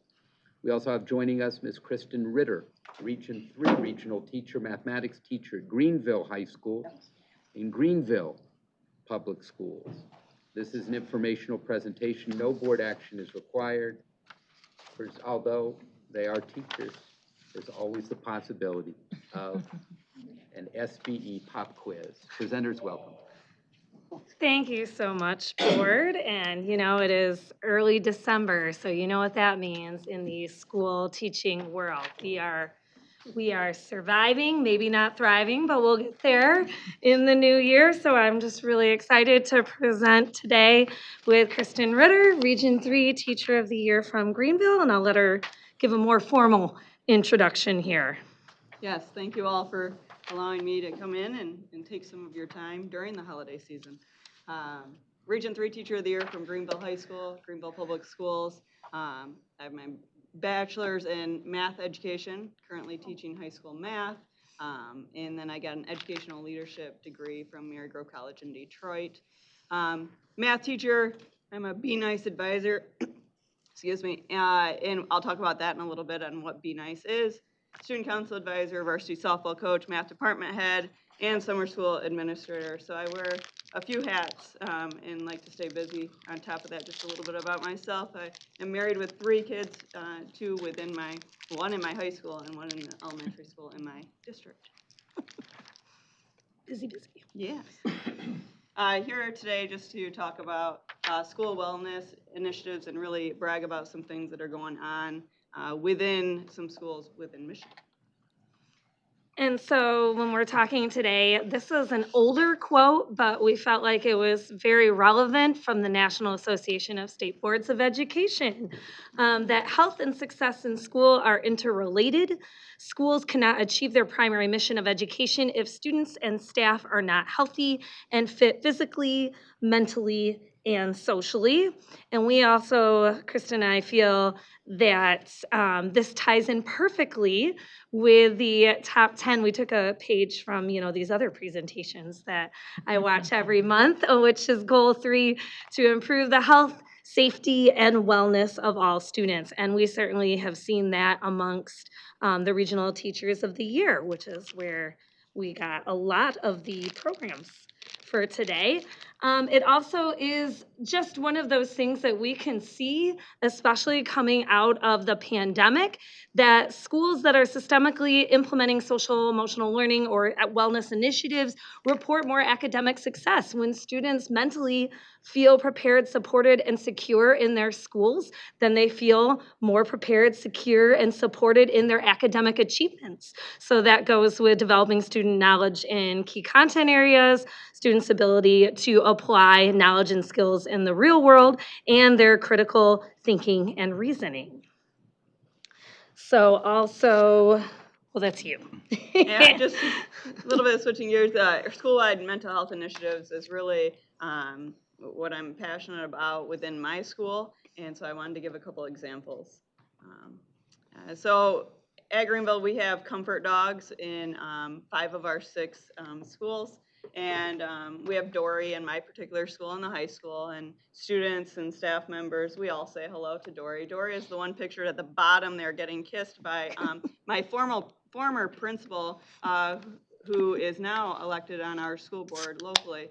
And then we have on the very top picture there is actually my oldest daughter with her comfort dog from the middle school, and in the middle there in the pink is my middle child with their comfort dog at one of our elementary buildings. But our comfort dogs help with students who are struggling with anxiety, stress. We'll have like maybe a student that's having a breakdown, and we just say, do you want to spend 5 minutes, with Dory? Can you take a little break? And Dory just sits there and gets loved on a little bit, and the student feels a little safer talking with Dory, talking to Dory while there's an adult in the room. So really, we're having that conversation, but they believe they're talking with Dory. And so it's just something I wanted to come and brag about a little bit. It's paid for entirely by grants, local grants within our area. Another thing that I'm passionate about is our Be Nice program at Greenville. This is Be Nice. NICE stands for Notice, Invite, Challenge, and Empower. It's through the Mental Health Foundation of Grand Rapids, and they partner with schools and businesses to bring this program in, and it's an action plan to break the stigma about getting help for or seeking help for mental health. Creating a positive environment within our school. And the pictures there's again my team and me and my daughter at the Be Nice basketball game. On the right or on the left is all of our crowd at the Be Nice basketball game. We have one this Friday. You're all invited. Truly. Thank you. And then over in Rochester, at the school that I teach at, Rochester High School, we really saw a need for mental wellness, again, in 2022, post-pandemic. Really for us, it was that students are really encouraged to take a very high, intensive academic load, and they were struggling. And so in 2022, we began implementing an advisory period once a week. Advisory is a 50-minute period that allows for assessment makeups and retakes, because one thing we thought about and did a lot of digging on is assessment retakes are an equity issue. And if you schedule retakes or makeups before school or after school and you don't have appropriate transportation, you're at a disadvantage of kids. So we needed to provide that space. So it gives that for retakes and makeup, student interventions, enrichment opportunities. Speaking of enrichment, in all those pictures on the left-hand side, that is our assistant principal, Dan Amore, who is showing students how to change the oil in their car. So he took them right out and used his, which was brave in my opinion, his own vehicle to showcase that. But our school liaison, Oakland County Sheriff's Deputy, has done some pullouts, and just any sort of opportunities that we feel students need that extra time for. Students and parents have been overwhelmingly supportive of the program, and they cite the importance of having time in the week to assess their academic and social emotional health. So that's what's going on at Rochester. Going over to Clio High School, our Region 5 Teacher of the Year, Sasha Wakefield, she actually came to visit my school, and we talked, and I was like, wow, we have something like what you have. She has the Pride Initiative where when a staff member sees a student doing something positive, according to their positive, respectful, independent, dependable, engaged, they can give a ticket, and then they pull a ticket at the beginning of every day. And then they receive like Mustang money, that kind of thing. In my building, it's little prizes. So that's what's going on over in Clio. And then in Region 2, Molly Dunham, who spoke at the board table, Kingsley Area Schools, really cool initiative. They have a district-wide acronym, and that acronym actually stands for different qualities, whether it's elementary, middle, or high school.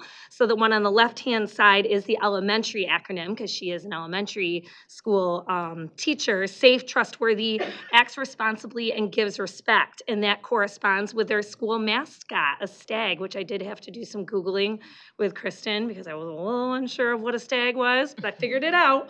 And I think it's just really important. I saw it all over their school district when I was there, and it was really cool. The point is to guide students for behavioral and academic goals while also having school pride. So then everybody, including this teacher of the year, knows what a stag is. And as a math teacher, I had to throw out some numbers. And I was just very surprised. Before 2019, there was nothing in the state school, as far as this is written, $0 in the state school aid for children's mental health. And you can see that that has grown. And I just want to say thank you so much. I know that funding did not appear in the original 2025 budget, and you guys worked hard. So just thank you for supporting and funding school safety and mental health. And connecting with that, obviously, there's kind of 3 bullets that we say a lot in the education sphere. Obviously, continued funding is always a concern and something we want to encourage the board to continue funding. Statewide initiatives, just like with CTE Deserts, we want to make sure that everyone is supported mentally, physically, and academically in the school space. And then also just time. Obviously, that is the enemy of all teachers, is the time that it takes. And we just want to encourage that there is a space and a place for these wellness initiatives, and they are much loved by our school. Rochester has their own dog, Finnegan, who is proudly featured in our yearbook alongside our school liaison officers. And any other, did you want to add any others? Okay. And then also this month, just taking a look, I got to journey up to the UP with Mike Powers, Region 1 Teacher of the Year. I had the best time. I actually did a leadership conference with 8 schools from the UP. They had all traveled over an hour to get there. That is the picture on the top left. In the bottom, I co-led a session with former Teacher of the Year, Nanette Hansen, and we had a great time talking about leading with a purpose.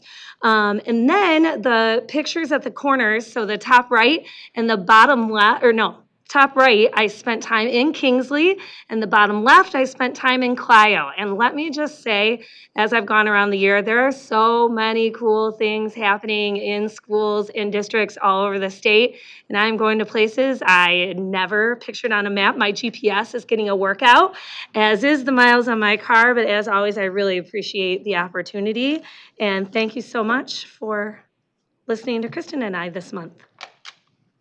Questions or comments? So, board members, what would you care to share with our Teachers of the Year besides a little bit more conversation around being nice? I Dr. just Robinson, enjoy Ms. that Lipton. you guys enjoy doing what you do at this level of enthusiasm. Without a doubt. There's You no should see us run a pep assembly. Oh, yeah. We're like, Let's go. Yeah, y'all can take this act on the road. I'm just always struck when it's Kristen? Yes. Yep. When you put up all the things that you do Yes. on that slide. need I'm one more always job. struck that in every school I go into, there are multiple people that are teaching, coaching, working with kids in their spare time, coming in before school, staying after school, and I'm sitting there hoping that you were going to say, and I just started teaching, and I don't have it, and then you have 3 kids, and it made me tired, but it also made me really grateful that there are people that are willing to do that kind of work inside schools, outside of schools, near schools, et cetera. So thank you, because I know you're doing the same things. We're really lucky to have all of you. You should have a little iPad. That should have been the benediction. Ms. Lipton, and then Ms. Tilley. Yes, I mean, as a dog lover, I have to say, when I walked into the school for the announcement for Ms. Cusimano as Teacher of the Year, that was the first thing that struck me. And I thought to myself, What a brilliant, elegantly simple idea. And the schools have come up with that if you want to sometimes break down barriers, particularly in mental health, again, not a substitute for, therapy or counseling if there's a mental health crisis or what have you, but for so many children, having that furry friend to be able to sort of talk to. And I just think it's a wonderful program, and I would love to see it funded, so that all schools who want that could have it. So. I forgot to tell one story that I meant to tell. Can I share it real quick? Please. About the dog. We have a middle school student, or had a middle school student who is nonverbal that came to us and started working with the Comfort Dog and loved working with Comfort Dog. We said, you can feed her breakfast every morning if you want to, and yep, okay. And then walked in, the Comfort Dog was passing by, stepped into their room, nonverbal student said, what's he doing in here? Or what's she doing in here? And that, now we're talking. Like, I mean, talking with the dog, talking with peers, and just, it was like a breakthrough moment. And parents were like, we don't even know what happened. And so that was within our school. Wow. It's a pretty powerful moment. That's amazing. Wow. Thank you. Thank you for sharing that. Ms. Tilley. I'm not surprised that the two of you have good synergy because you both did amazing and were very impressive during the Teacher of the Year interviews. But I just got back from the Castle conference. So glad to see the SEL and the presentation.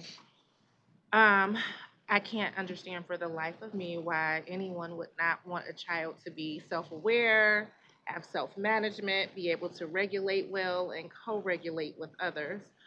But I do want to get some feedback from you ladies as you are, what are your experiences and what are you hearing across the state from teachers? Any issues with SEL, barriers, concerns? I think what we hear a lot of is that, there are increased student behaviors in places, and I don't know if I have the expertise to, drill down and understand all the underlying factors as to why, but I know that to some extent, teachers, struggle with how to get student behavior to a place that's successful for the student, assisting the parent, and then also helping them flourish academically in the classroom. So that is always something, but I think it has been exacerbated out of the pandemic.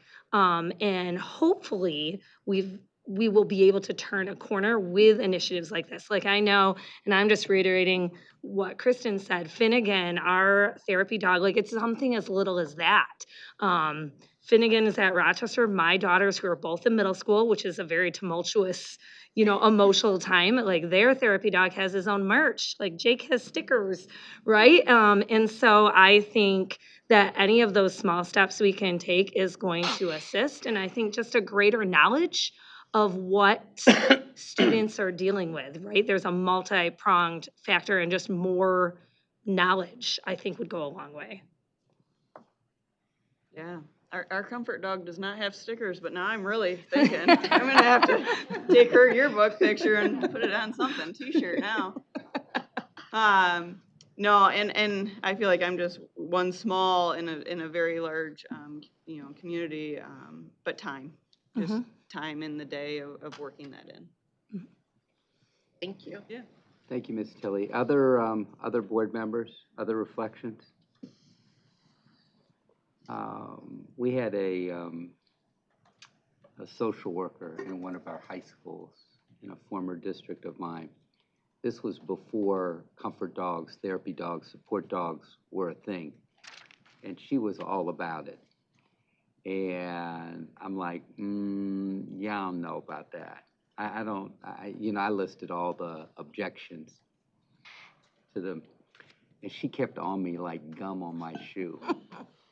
And we ultimately moved into this world. And what you find is they really do open up kids. It's the most extraordinary thing.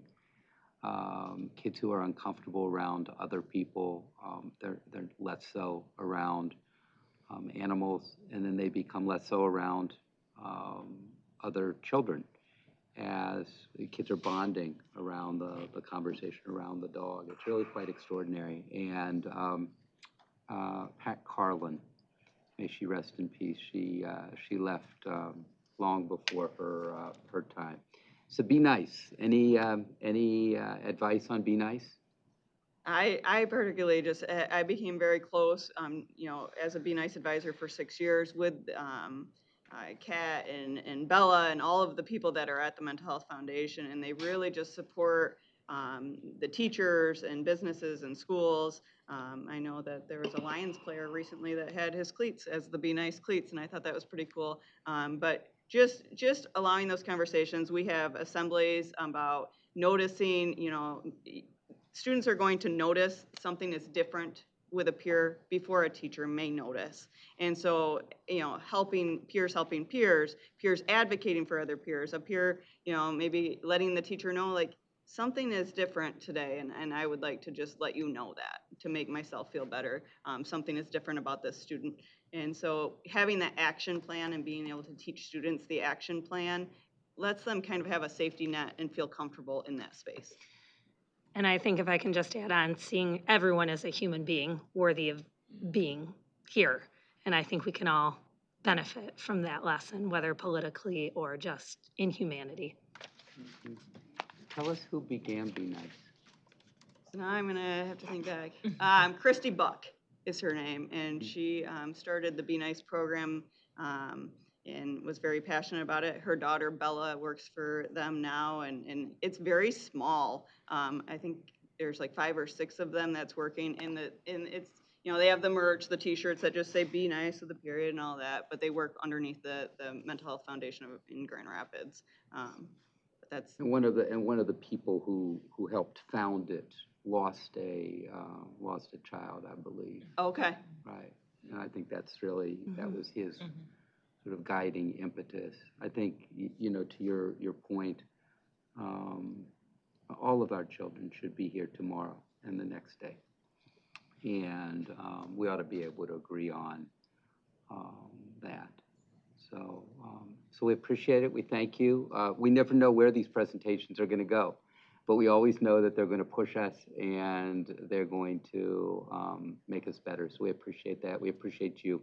Thank you very much, teachers. Yeah. Award-winning teachers. We appreciate you. Happy holidays. Thank you. Board, we are sitting at 3:12, and we are going to pivot now to our 2 additional resolutions. And Dr. Pugh, if you would like to move yours. Sure. I move a resolution for State Board of Education, resolution on charter school financial transparency. So we have a motion. Do we have a second? We have a second from Ms. Lipton. Dr. Pugh, back to you to read it into the record.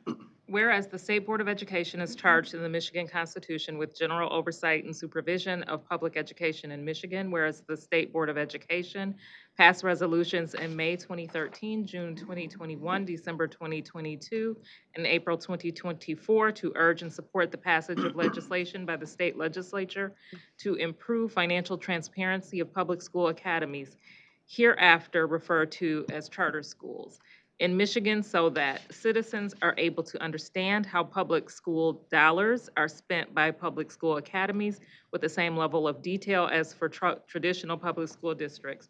Whereas efforts to improve financial transparency of charter schools require, in part, an understanding of how education management organizations spend the funds that they receive from charter schools. Whereas Michigan House of Representatives passed House Bill 5231, House Bill 5232, House Bill 5233, House Bill 5234, and House Bill 5269. Whereas the Michigan Senate introduced Senate Bill 943, Senate Bill 944, Senate Bill 946, and Senate Bill 947. Whereas the aforementioned bills speak to increase financial transparency of charter schools and the EMOs, with which charter schools have financial relationships, including but not limited to the prevention of conflicts of interest in real estate transactions. Therefore, be it resolved that the Michigan State Board of Education supports bill numbers House Bill 5231 through House Bill 5269, Senate Bill 943 through Senate Bill 947, currently under consideration for the state legislature, and calls for passage by the Michigan House and Senate and signing into law by the governor. So moved. So we have a motion, we have a second, it's been read into the record. Dr. Pugh, do you have anything else to share? We heard our legislative liaison and talk about where the bills are. It is very timely that we move these bills now. It gives us our best chance at ensuring transparency, something that this board has been calling on for years, over a decade. And so, again, these bills are not calling into question the existence of charter schools, but calling for transparency as our traditional public education systems are required to do so. We've talked about the statistics here in Michigan. Michigan having 81% or higher of the charter schools that are ran by EMOs, education management organizations, that we have this thing called sweeps contracts, where contracts are swept into one line item, and there's no transparency as to whether those dollars are going to a business, a billionaire, whether those dollars are going to the classroom, to teachers and our children for books, for children to have heat in their buildings. And I think that when we look at disparities in education, those are the things that we can be concerned about. Where are the dollars going? Again, with the landscape that we see here in Michigan, and the proliferation of charter schools, it impacts our traditional public schools. So again, if those dollars are not doing what they're supposed to be doing, and we don't have the transparency to be able to see where those public dollars are going. So I'll pause there for now. Thank you, Dr. Pugh. Anyone else care to share? Ms. Lipton. This is, to me, a really, really important resolution. I think that we have to understand here that this body, we don't have lawmaking authority, but we do have constitutional authority to provide general oversight. And certainly when the legislature, whether it was, influenced by the prior hearings that we had, or whether they came about it through a different mechanism, I do think that at this time when the legislature has acted and bills have been passed through different chambers, I do think that a resolution reminding the legislature of the work that they've started and to encourage them to finish the job, I think it's an important position for us to stake out as a collaborative body. So I thank President Pugh for bringing this forward, and I am fully in support of this resolution. Thank you, Ms. Lipton. Anyone else care to share? Mr. McMillan. Yeah, I have a handout I'd like to give out to members from MAPSA, the Michigan Association of Public School Academies. This is very personal. This is very personal, I guess, but also upsetting to me. That this resolution is before us. As I mentioned when I opposed the addition of this onto the agenda, I really view this as bowing to the unions. we know that charter schools, because they are superior in many areas to the local public school, pull kids away, so then people lose their jobs at those schools where it's not as good, where they're poor performing. That upsets the unions. And their fiduciary duty, like I said, are to the adults, it's not to the children. If they actually made the children first, they'd be sued for not fulfilling their fiduciary duty to their union members. So certainly they don't have what's best interest to the children. What I passed out here makes it clear from MAPSA that Michigan charter schools do have more accountability and transparency in many, many ways than traditional schools. You know, they don't get millages. And so the fact is, if we pulled away from all this, the fact is what they do with less money is give a better product, give better education. And I guess that upsets some. They would prefer the kids be just chained to these failing schools and not being able to get out and not being able to have the options. What these bills will do will certainly reduce the ability for charters to operate in Michigan.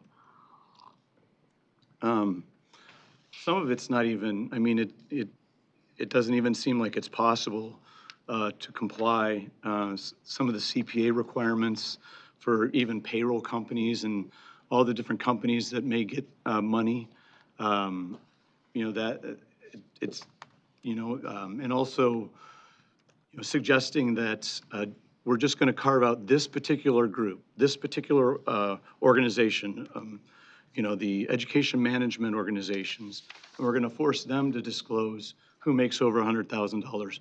Whether or not the employees making that money have anything to do with the school. They may not even, they may work with schools in other states. You know, we're not doing that, and that's why I asked for all the hundreds of millions that MyLeap is giving out. There's no requirement for any other organization. And Lansing and the governor give millions and tens of millions to their cronies and to their supporters and to their, you know, special interests that help them get elected. And none of them would ever think about complying with something like these requirements. There's no chance. But have kids actually get a better education, and boy, we can't have that. Democrats got to shut that down, because we don't want kids to be getting a better education from people that may not be in the unions. And that's the most important part for the six around here, are the unions. It's not the kids. And it's clear with this resolution, that's exactly what's happening. So, you know, it is, there's a lot of things, you know, to suggest, look, school districts own their buildings. So to suggest that, you know, an affiliate of an EMO can't own the building just means that there's going to be a lot of uncertainty. They're all going to have to go somewhere else. A lot of them will. So a lot of them will be shut down on day one, which is what you guys want. You want the kids forced back into the failed, you know, government traditional schools. That'll make you happy, because then some people will get hired and be in the unions. So, you know, they don't get any money from millages, these charter schools. All you guys talk about funding, you always leave out that charter schools should get funding for their buildings. So now you're talking, about, you know, they've got to rent it from somebody who could increase the rent, could decide they don't want to. And by the way, you know how many districts, when they downsize, they destroy the school. Charters would love to move in and help and give, but they destroy it just so charters can't get those schools. I remember in the legislature, we tried to make it so that they couldn't do that. And, you know, that was always voted down. So, you know, it's clear that the union bosses, and again, it was either Mears or Gongwer talked about the last two Democrats nominated. It is the unions that decide who get nominated in convention.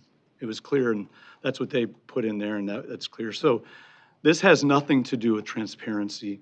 this is real, because if it was, then we'd be talking about transparency for the other tens of billions of dollars that is spent by the state. But no, you want to focus on this one group that happens to be with less money giving better quality education to urban kids mainly. That you guys can't tolerate. You must shut that down. And this is pathetic to me. It's disgusting. I don't know how you guys can sleep at night. Oh, yes, transparency. No, you know it's not about that. It's because the unions want this. That's why this is going through. And, you know, there are some Dems in the legislature. I know Buzz Thomas was the only person that was allowed to speak in the Senate hearing. 2 hours, they had 70 people there to talk about why these are going to be problematic. The Dems only wanted to hear from our president, former president. They didn't want to hear about any of the concerns or problems that might arise. But there are some Democrats, and I pray there's at least one or two in the legislature that really do care about kids and not necessarily about pleasing and bowing to the unions and the union bosses first, but actually care about kids. So we will see. I hope that there are some of those, because again, this is not about transparency. It's not about accountability. This is about shutting down charters, which will happen if these go through.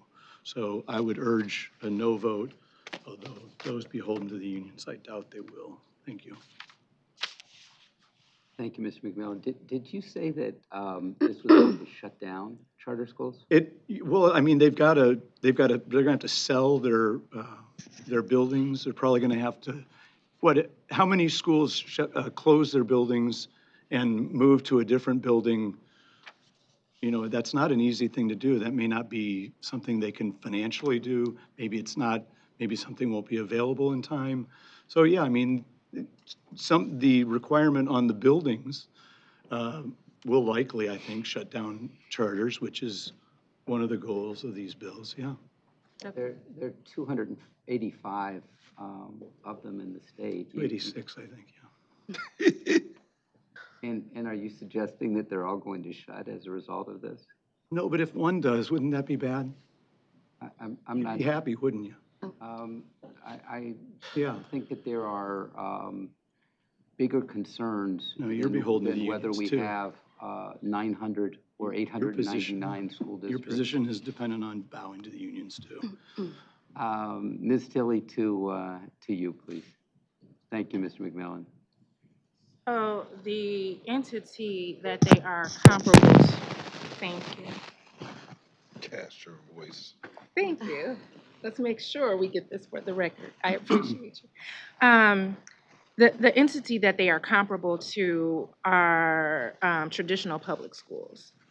Traditional public schools have to have certain requirements. Charter schools need to have those same requirements. They have all of them. Not when it comes to transparency for funding. They absolutely do. For their finances. However, and I'm saying this as someone who has worked in charter schools, whose children attended Insa Institute. Malik Yakini came and spoke for Black History Month for us year before last, and that was a charter school. So I'm saying that as someone who has been affiliated on some level. And we do represent both traditional public and charter public schools here as board members. And you mentioned earlier Black and Brown communities. Let's talk about the effect that charter schools had in Detroit. They debilitated Detroit public schools. And people came in with the same premise that you're saying, that charter schools are better. The charter schools did not prove to be better. What they did was they competed for dollars. And because of that, there were many schools that were closed, many buildings that were left empty. Matter of fact, they moved into some buildings, and when the EAA was dismantled, those buildings were left empty, and some of those historical schools in the city of Detroit, some of those buildings had to be shut down and torn down. The impacts on communities, Black and brown communities, have been evident not only in Detroit, but in other parts of the state. So, and not to say that all charter schools are bad, but if memory serves me correctly, there are, and it's been a minute since I've looked at the data, there are a lot of um, charter schools that are doing just as bad as some of our traditional public schools. So I am definitely going to support this. We need to know what is going on with the funding. And one of the issues we also brought up in the past is that there are people that have started public school or charter schools on paper and got paid, but there was never a charter school that was implemented. So this is a huge concern. We want to make sure that they are above board like anybody else. So this is not a ploy from the unions. I don't even know why that's a part of the conversation, because that's not what's going on here at this table. Thank you. Thank you, Ms. Titley. Ms. Snyder. It's going to be long-winded. It's been 8 years of the discussion of financial transparency in public education, and I just want to be able to start and finish in a fashion that helps citizens who might be tuned in to understand the issue on the whole. Because targeted transparency in public education for financial purposes is not going to help the whole concept of financial transparency in public education. So I want to talk about the resolution. There are a few sentences in it that actually translate to me, which is what we've talked about in a number of areas in the last 8 years that I've been serving on the board, and makes sense. But then when you think about how we voted in the past about certain issues, it's not consistent with the desire to truly have financial transparency. And that is what I'm after on the whole, not saying that we want to close charter schools, because if that's true that we don't want to close charter schools, then we would go after transparency, financial transparency on the whole. It says so that citizens are able to understand how public school dollars are spent. That's a value that I've talked about in the last 8 years over and over and over again, as it relates to, again, a few things we'll go through. How education management organizations, EMOs, spend the funds. Okay, so how funds are spent. Another theme that we've brought to the table over and over and over again. Whether it's EMOs or it's local school boards and their budget decisions they make when they vote, or superintendents and how much they make as a result of the budget that's passed by their local school boards, which in some parts of the state is $250,000 plus per year for superintendents. How do you have a budget to pay that if the decisions you're making at your local school board level doesn't make those funds available? And that all relates to conflicts of interest. Again, we'll talk about that. Lastly, prevention of conflicts of interest in real estate transactions. Real estate transactions just scratches the surface of the decisions that our local school boards make that impact our children and their access to opportunity and achievement. So from the perspective of all of the different types of funds that we can put into schools, federal, state, local, philanthropic, we talked about that this morning with CTE, from the concept of foundations and engaging business. When you start to unpack how each local school district funds, whether it's a public school academy or a traditional public school, it gets so hairy that you can't barely get to the bottom of any given budget. It's very difficult to do that. And that's because there is very little financial transparency in public education, period. So if we are to consider what financial transparency is in public education, we kind of have to define it.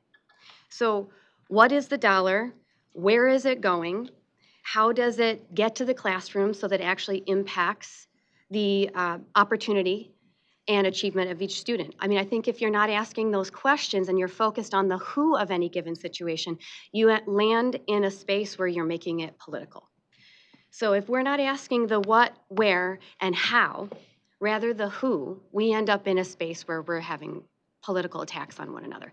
Because the who, if they're really committed to financial transparency, will honor those things.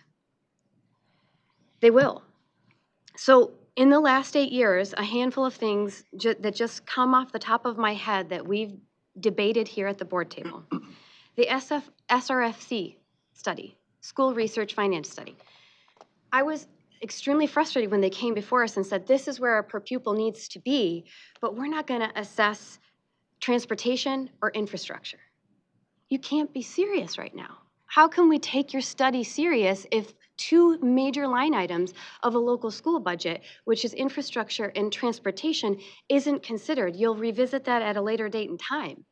So how do I take you seriously when you're a player in helping to bring financial transparency into public education, but you're gonna omit those 2 issues, and we'll revisit them later?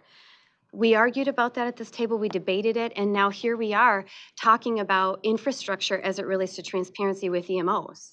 Like, the conversation is so circular, it's ridiculous. And it's not gonna accomplish anything. COVID, we had a windfall of dollars.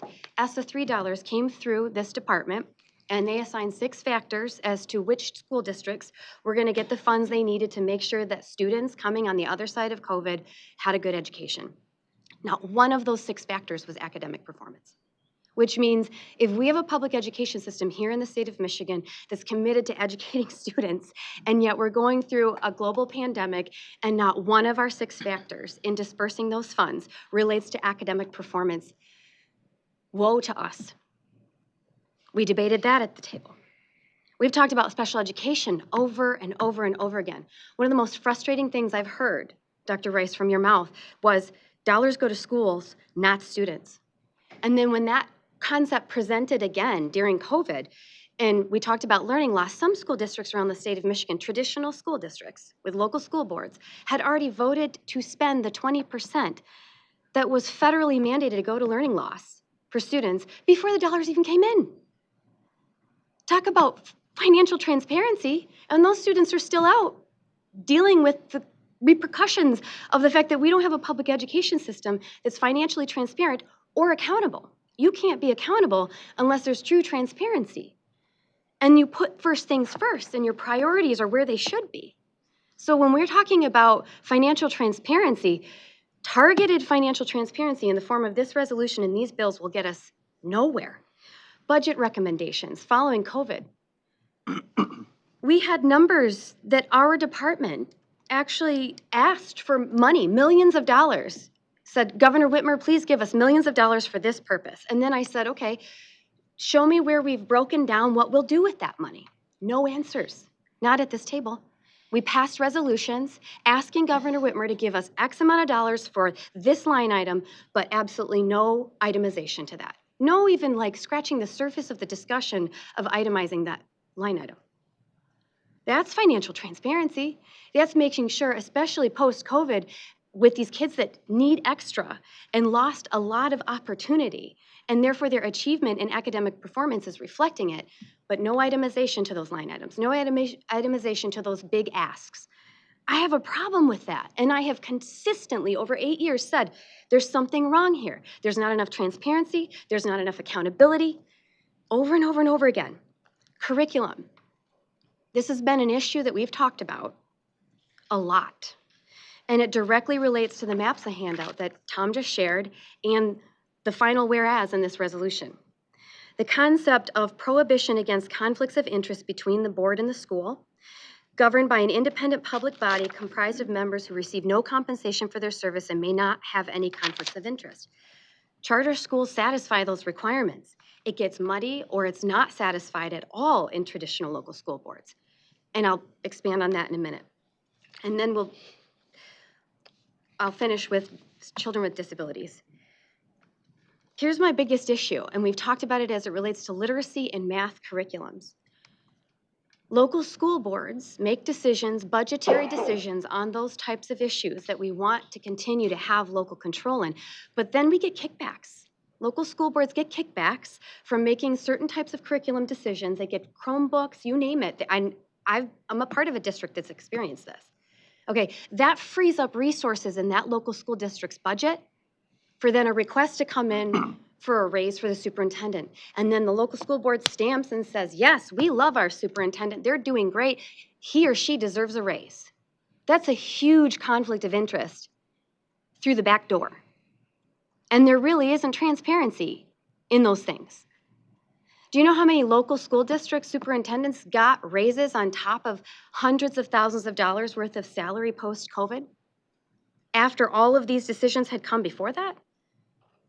You know, if Dems in the House or even in the Senate want to talk about conflicts of interest, there are huge conflicts of interest in millions of dollars that are coming out to local school districts that then eventually benefit superintendent pay, which is effectively emergence or management EMOs like we're talking about. That's the traditional public schools structure of management. Same thing as charter schools.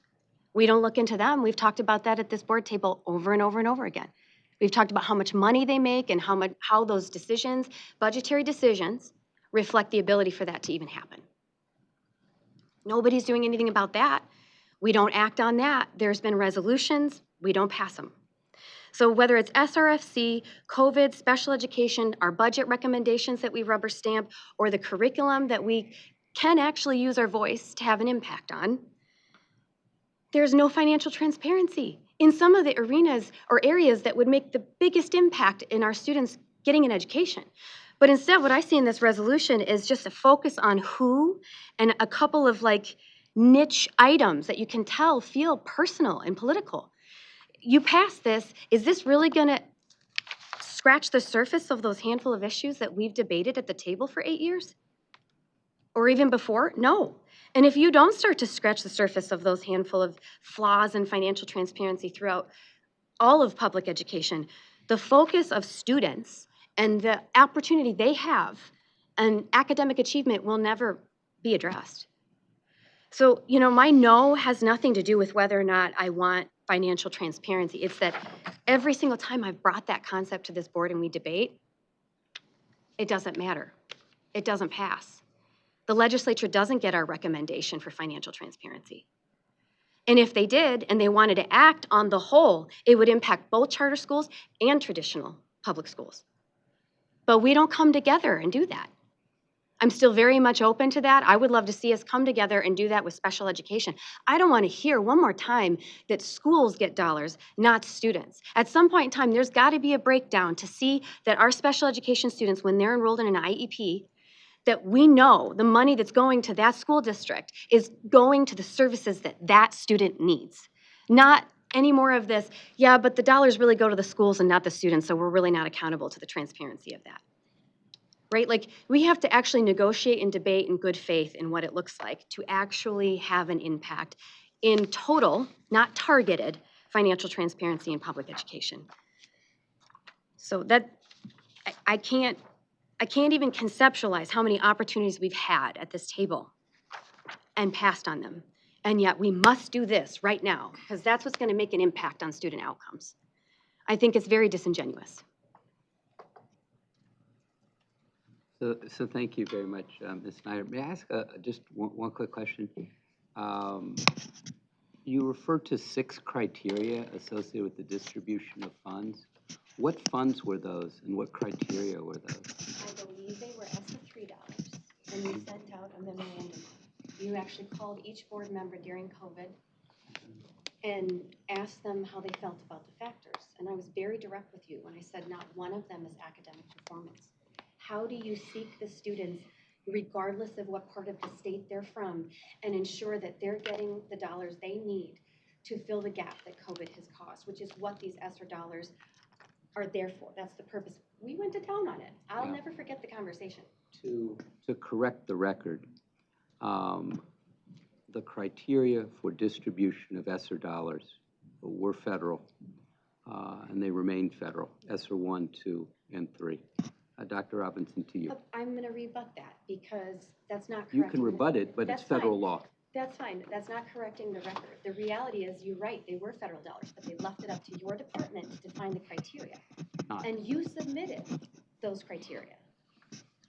Dr. Robinson, to you. Yeah, so I've heard the term failing schools a number of times now, and I think it's worth digging in a little bit to what we mean by that. Since charter schools first opened in Michigan, about 1 in 3 charter schools have failed, displacing children and families and wasting taxpayer funds. Under any reasonable definition of failing, that's a 33% failure rate for charter schools in our state. That is in addition to the millions of federal tax dollars given to Michigan charters that never opened at all. We've also heard a lot of comments intended to blame the adults in schools for these supposed failures at the expense of children and families. And yet, as the state with the largest sector of charter schools run by for-profit education management organizations, more than 80%, Michigan's charter sector clearly attracts adults who put profits before the best interest of children. Nothing about my comments here should be misconstrued as intended to get rid of charter schools, and neither should the package of charter school transparency and accountability bills that this board has championed and supports. All this legislation is asking for is a level playing field for all of Michigan schools that receive state tax dollars, and no one should be afraid of that. Thank you, Dr. Robinson. Ms. Tilley? I forgot earlier to mention special needs. That is one of the biggest complaints that I get about charter schools is that special needs students aren't getting the support that they need because they don't have these special education teachers or programs in many of those charter schools. So that is a huge issue. And then I did have a question. I wanted to know what is the differentiation of what we are asking for in this resolution for finance versus what we ask from traditional public schools? Because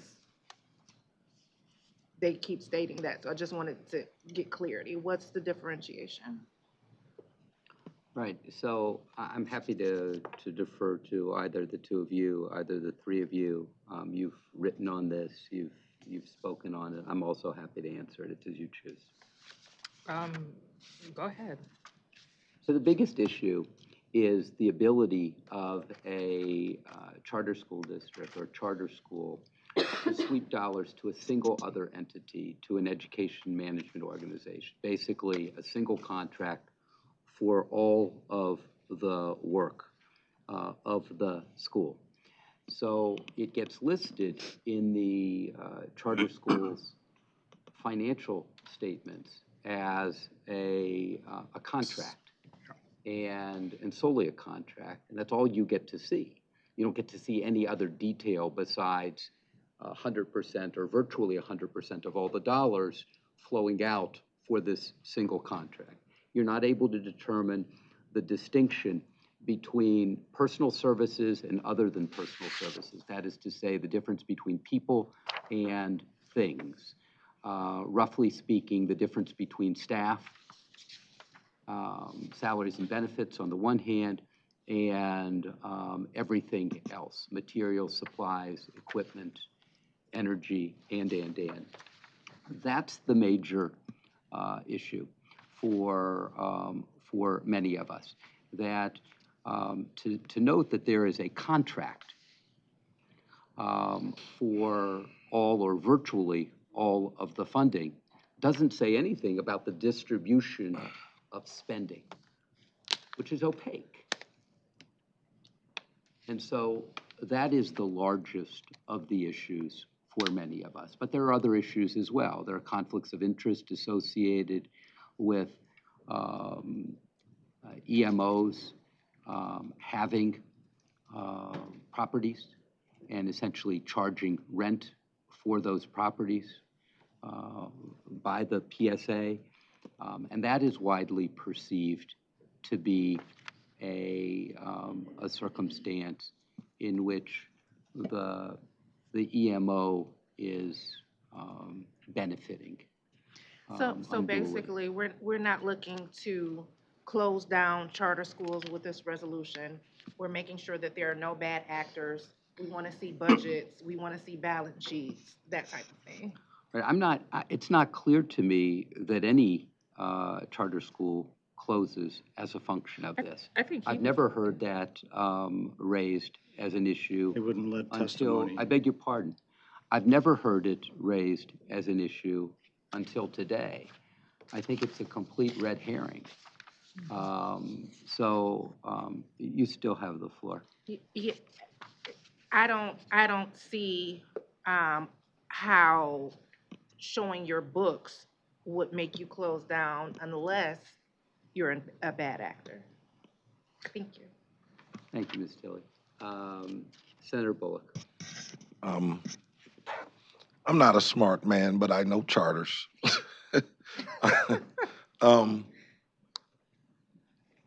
At the end of the day, I think this resolution is just to give more emphasis on the bills that are being broadcast through the chambers currently.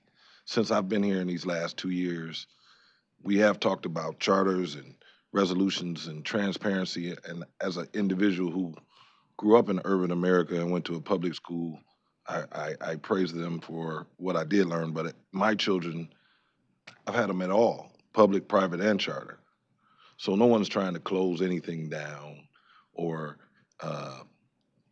but I do know that the charters that came, not all charters, that came to the city of Detroit and several other urban centers around the state were decimated by the lack of regulation in those cities and those urban centers because they got to operate at a different cadence than the public school system.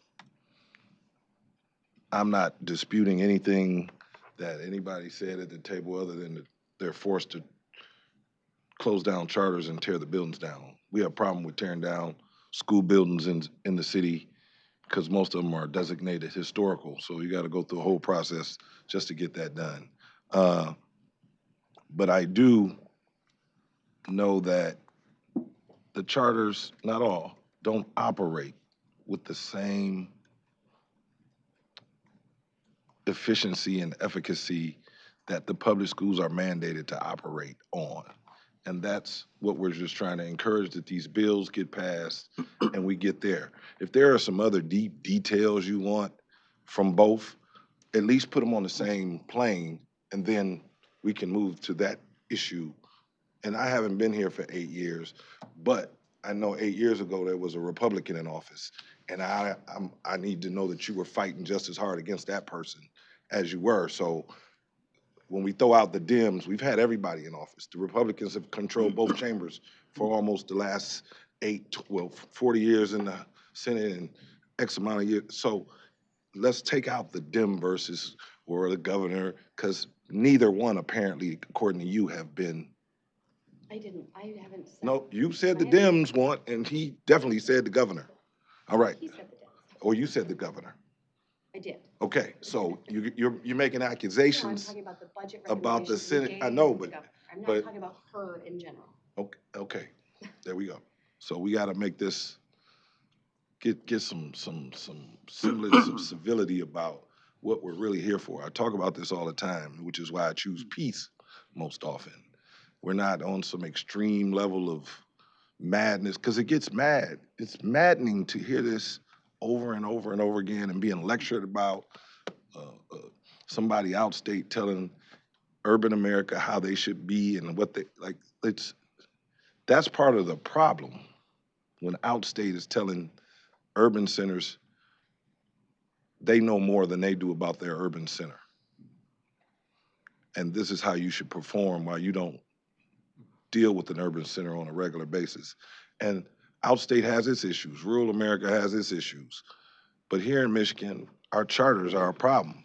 And I can go on through my either factual or very good sources of information on how we got here with charters and charters for profit. We would just like them, according to this resolution, is just another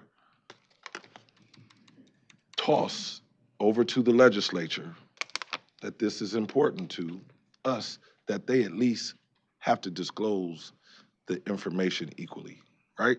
I think that's where we're at, right? No one's closing anything. No one's trying to attack Now, if we want to go and say that there's a level of transparency that's not being done, well, we know the charters aren't doing it at all, but you want more from public, then at least get them on the same plane. And then we can have that different conversation. But right now, there's an imbalance. So can we just call for the vote? No. You'd like to silence me, wouldn't you? Well, Absolutely. By the way, we can call for the vote, but let's let it play out a little bit longer, just so that all views are fully vetted, and that the board is clear before the board votes on this important matter that our state legislature has failed to vote on for years. Thank you, Senator. Mr. McMillan, and then. Oh, I did have one more thing. I beg your pardon. Go ahead. I know we got about 200 schools in the city of Detroit, 100 are charter and 100 or so are public, and only 5% of the charters are performing above level and 5% of the public schools are performing above level. You got a great deal at average or below, and then you got an equal amount that are failing the system, period. So there's no like our team's better than your team. They're both kind of just hanging on by the hair of their chinny chin chin, if you ask me. Thank you very much. Thank you for sharing that. And as I think you, well know, there are charters in former traditional public schools. Yes. And from traditional public school districts. Mr. McMillan, back to you. Yeah, my voice is kind of going, but, so I'm glad, so first of all, there's no such thing as a for-profit charter school. Make sure that's clear. I don't know where Mr. Robinson gets his 33%. I'm sure he's not going to give the data today, but a fail rate. The reason the charters did not debilitate Detroit schools. If the poor performing schools were doing well, parents wouldn't seek alternatives. All I heard was you say something racial, something right there. No, Tiffany said charters debilitated Detroit schools. Yeah, but your response. Let's I said let him poor do, performing and schools. then you can share separately. I said poor performing schools debilitated Detroit schools. If they were not poor performing, parents wouldn't have decided to go elsewhere and go to a charter school. It's just because they love their kids. Now, some would say, oh, the parents were fooled. Well, I mean, that's pretty low to start attacking parents. Yeah, if there's charters that were on paper and never opened up, deal with that separately. You don't have to deal with these. This is focusing on one vendor. There's all kind of vendors, bus services, food services, construction companies, testing companies, textbook companies. None of these bills are transparent on those vendors. They're making all kinds of money, but nobody wants to suggest that those should have, should be disclosing who's making $100,000 and what's their benefit packages. The audit bills, Senate Bill 943 and 44, CPAs say that it may not even be possible. For example, an EMO with multiple contracts with multiple schools, even a payroll company, would have to audit each individual contract from the company's internal accounting. Authorizers require, Senate Bill 946 says authorizers requiring them to oversee all contracts. That's expansive, burdensome steps past the board's role, like snow contracts, lawn mowing, purchasing of pencils. I mean, these are all of a sudden, the authorizers are going to have to be over this. In reality, okay, so for example, their schools are not, so the charters are not provided with school facilities nor the funding to ensure these public school students can attend a high quality, safe and welcoming school. Okay, no, that's traditional. In reality, the facility requirements in these bills will force many schools to change locations, creating disruptions, increasing the likelihood that they will face rent hikes beyond their ability to budget, predatory lending, and in the worst case, school closures, which will displace thousands of students. And again, you didn't hear this because the Democrats refused to allow anybody to testify opposing the bills in the short 2 hours that they gave. They did allow, I guess, 5 minutes for Buzz Thomas, but that was it. It requires audited financial documents from EMOs for every school, posted copies of any letter of notice of non-compliance, and description of any fringe benefits for employees of the EMO. So again, this is a particular vendor. All the other vendors don't have to go under this. The bidding requirement in the bills use the same language that exists for public schools for capital projects, very large one, expands it to all goods and services over $29,572. The published notice, public meeting, et cetera, are above and beyond what traditional public schools have to do for things that aren't capital projects. It is, I mean, there's plenty of things that are in these. I've seen it all the time in Lansing. They claim it's one thing, but it's actually not. This is not about transparency. It is about trying to close schools, charter schools. I think that it's nothing about leveling the playing field. Charter schools have to abide by every rule, every law that a traditional school has to do. That's just a fact. And so this is clearly about shutting down options for parents. So I certainly urge a no vote. Thank you, Mr. McMillan. Anyone else? Yes.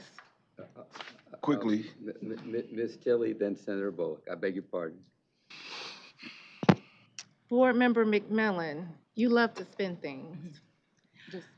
I never said anything against parents. I said that, and I agreed that Detroit Public Schools were struggling and that people came in and said, from the charter schools and said, oh, this is gonna be such a great option, and it was not. Many parents that took their students out of Detroit Public Schools and put them into the charter schools were highly disappointed, highly upset that they had been bamboozled and that their children were getting a worse education. And it definitely debilitated Detroit Public Schools, they were already struggling. Parents should be concerned that you want to hide these facts from them. They should be concerned that you don't want transparency when it comes to where tax dollars are going. They should be concerned that you want to keep things covered up and that you keep spinning things and using language like, oh, the schools are going to close and we're not trying to do anything but ask for transparency. That is what the concern is. That's what you should be concerned about for those parents. Thank you. Selective transparency. Okay, thank you, Ms. Tilley. Senator Bullock, and then. Yeah, I second that. Quickly, I just Googled it, and as you do often, and the first 9 sites that came up says about 1 in 3 charter schools failed. Michigan has the largest number of charter schools run by for-profit companies in the nation, with more than 80% run specifically by charter management groups, and they've all failed in their first 5 years. That 1 in 3 fails. So I don't know where that information comes from. It's like a liberal site. I know, the Democrats wrote it. Mitch wrote it. And on top of that, Let's let him finish. in addition, like, as Member Tilley was talking about special needs, I know that a lot of the charter schools don't even take the special needs students, or they encourage them to go elsewhere in the city of Detroit. I don't know about anywhere else. They have to take them. They don't have to take them. Not just in And if they Detroit, do yeah. take them, they don't have services have to the provide them adequate services to help them with anything. So they kind of force them to go somewhere else to where they can get what they need. But again, you're telling me about urban America. So I digress. I'm gonna choose peace the rest. It's the holly jolly season. Dr. Rice, can I call the vote? Thank you, Senator Bullock. Dr. Pugh, and then we'll move to a vote. I do want to, Board Member Tilly asked the question about the data. Dr. Rice, you gave some data, and we have to keep in mind, I want to remind us that some of that data came from a FOIA request that we asked for. So a lot of what we're talking about is driven by the transparency that we did not see, and that from charter institutions, public charters that were ran by private entities, education management organizations. So we saw it for ourselves. We saw the data happen and unfold right here before our own eyes. The other thing that I want to raise is that I've had people who have been a part of the charter growth in this state who have commended the fact that we're looking to do something about bad actors. And, I think, no, I'm not gonna say I think. I know that those of us who are sitting here at this board who are calling for this type of transparency for our children, for our students, for the public taxpayers' dollars, we are looking to protect our children. And to Board Member Tilly's point, what it seems like for others is that you're looking to protect what is hidden. And then the question becomes why? And that's all I have. Thank you very much, Dr. Pugh. Just to correct the record, there is a financial transparency law in effect. You can go to a local school district website and click on the financial transparency icon, and you can see the measures of financial transparency, which include but are not limited to those employees that make in excess of $100,000 a year from the local school district. That's not my opinion. That's a matter of public record, and if you want to check it, simply go to a local school district site. I went to a few just to confirm that I don't have early onset of Alzheimer's in my recollection associated therewith.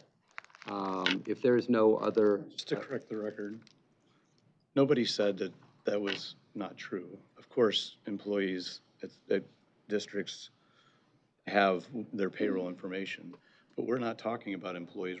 And the employees at charter schools is on their website as far as those that are directly employed by the school. But we're talking about vendors, like an EMO is a vendor. You can't click on the construction company that just did the construction project at a local school district and find out who makes over $100,000 at that construction company, or the bus service company, or the food service company, or the textbook company, or the landscape company. You can't click on anywhere and find out what they're making. But this is a particular vendor that is being singled out for extraordinary and disclosures, which everybody else is not going to disclose their vendors, but just this one. This is the vendor that is being chosen. Thank you very much, Mr. McMillan. There is a pretty substantial concern about embezzlement among lawn care companies. If we could have a roll call vote, please, Ms. Evans, on Dr. Pugh's resolution as put forward. Bullock? Yes. Lipton? Yes. McMillan? No. Pritchett? Yes. Pugh? Yes. Robinson? Yes. Snyder? No. And Tilly? Yes. Motion carries. Thank you very much, Board. At 4:08, let's pivot to the third of three resolutions, that of Ms. Lipton. Ms. Lipton, would you like to move your resolution? Yes, I'd like to move the resolution titled Resolution on Increased Teaching and Training About Anti-Semitism. Very good. So we have a motion. Do we have a second? Second by Dr. Robinson. Ms. Lipton, back to you. So just to give just some background about this, I I've been, over the past year or so, receiving calls from parents that a lot of in Michigan, that a lot of some of the strife that we've seen on college campuses is filtering down into public schools in Michigan, and I had an opportunity to attend a community conversation, and it was also attended by a number of superintendents and teachers who mentioned that they're very appreciative of the legislature's passage of mandatory Holocaust and genocide education in 2016, but they felt the need to have additional information, teaching and training information about anti-Semitism in the broader context of the Holocaust, as opposed to the Holocaust in a, as a very narrow historical event. And so, given that we're a local control state, I wanted to just uplift what we're already doing in the state and just make some positive recommendations based on what I'd learned from teachers and educators about additional desire to have additional information to assist them regarding anti-Semitism as it pertains to hate and how it led up to the Holocaust.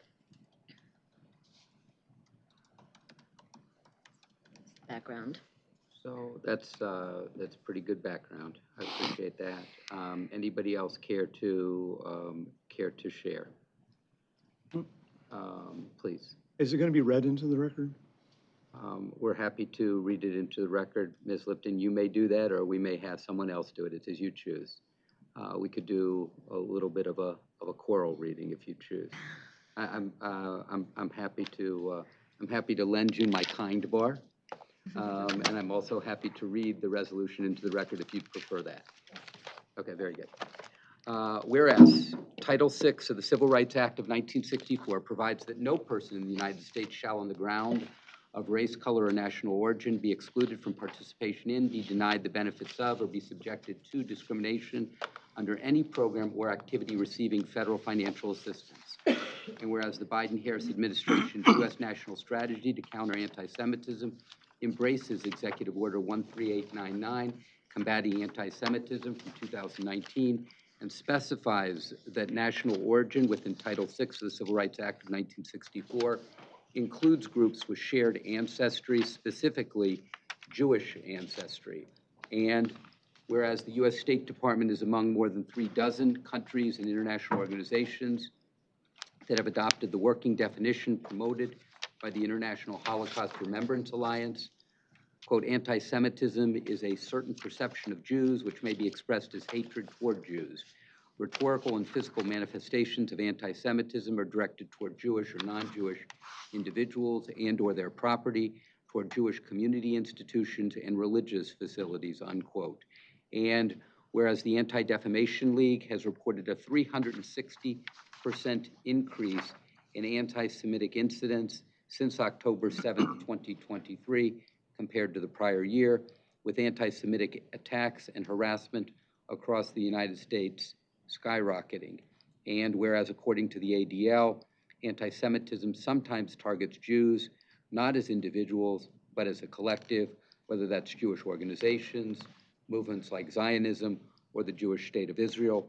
And whereas Jews make up only 2.4% of the U.S. population, but are the targets of 54.9% of all religion-based hate crimes in the United States, and whereas shifting attitudes among young people raise serious concerns that America may grow less welcoming to Jews in the future, an alarming trend documented by an Economist/YouGov survey finding that 20% of 18 to 29-year-olds believe the Holocaust is a myth, while no respondents above the age of 65 deny the Holocaust. Now, therefore, be it resolved that the State Board of Education condemns anti-Semitic incidents which have occurred in Michigan schools and commits to the safety and well-being of all schools, students, and teachers, and encourages the education of all students and teachers on the historical background and dangers of anti-Semitism as part of Holocaust history, and encourages local school districts to create open channels for reporting anti-Semitic incidents with transparent follow-up, and bolster school security to protect all students and ensure a safe and inclusive environment in every school, and supports training sessions for teachers to learn more about anti-Semitism, including its historic origins, manifestations, and impact, and to deepen understanding between anti-Semitism and anti-Zionism, and encourages local school districts to reassess curricula to ensure that accurate and pedagogically sound content about anti-Semitism, Jewish identity and community, and religious diversity can be integrated where applicable, and supports classrooms that offer students a space where civil discourse, including about the Israel-Hamas war and about modern manifestations of anti-Semitism, can thrive in an educational and constructive manner, and reaffirms that bias, discrimination, and microaggressions that make students feel unsafe at school will not be tolerated in the school community. End of resolution. Anything more to share, or does that do justice to it? Yes. The only other thing I wanted to share is that I may have shared with some of you that a week or two ago I traveled through Poland with a Holocaust survivor, and I had a situation that really brought this home. So in Poland, it's a requirement that all students visit one of the camps as a graduation requirement. But in any event, I was touring one of the camps, and one of the people that I was with was had just sort of draped themselves in an Israeli flag, just as we were walking through, and we went into the bathroom, and there were a group of students also using the bathroom, and they pushed my friend and threw her to the ground, and it just made me realize that, again, it's a small effort, but I think that, again, because we're teaching Holocaust education in Michigan, I think that's really amazing. But it's a volatile time, and I think it's important that our teachers have the tools to be able to learn that, anti-Semitism is an old hatred, and it can, rear its ugly head in a lot of situations. So that's all. Daily. Thank you. Mr. McMillan? And in the last resolved, it talks about microaggressions, reaffirms microaggressions that make students feel unsafe will not be tolerated. And I guess I'm just wondering who decides what is a microaggression? And I just, I don't know exactly what that is getting at. I know that the idea of microaggressions has a propensity to limit free speech, makes people hypersensitive to taking offense when none is attended, and just it diminishes the free exchange of ideas. So I just don't know who's going to decide and what what are microaggressions that make students feel unsafe? I know somebody may give an example or two, but I mean, how broad can that be? Is it defined? I don't see it defined. I mean, I wonder what that means. So I think that Supreme Court, when they talked about pornography, they talked about knowing it when you see it.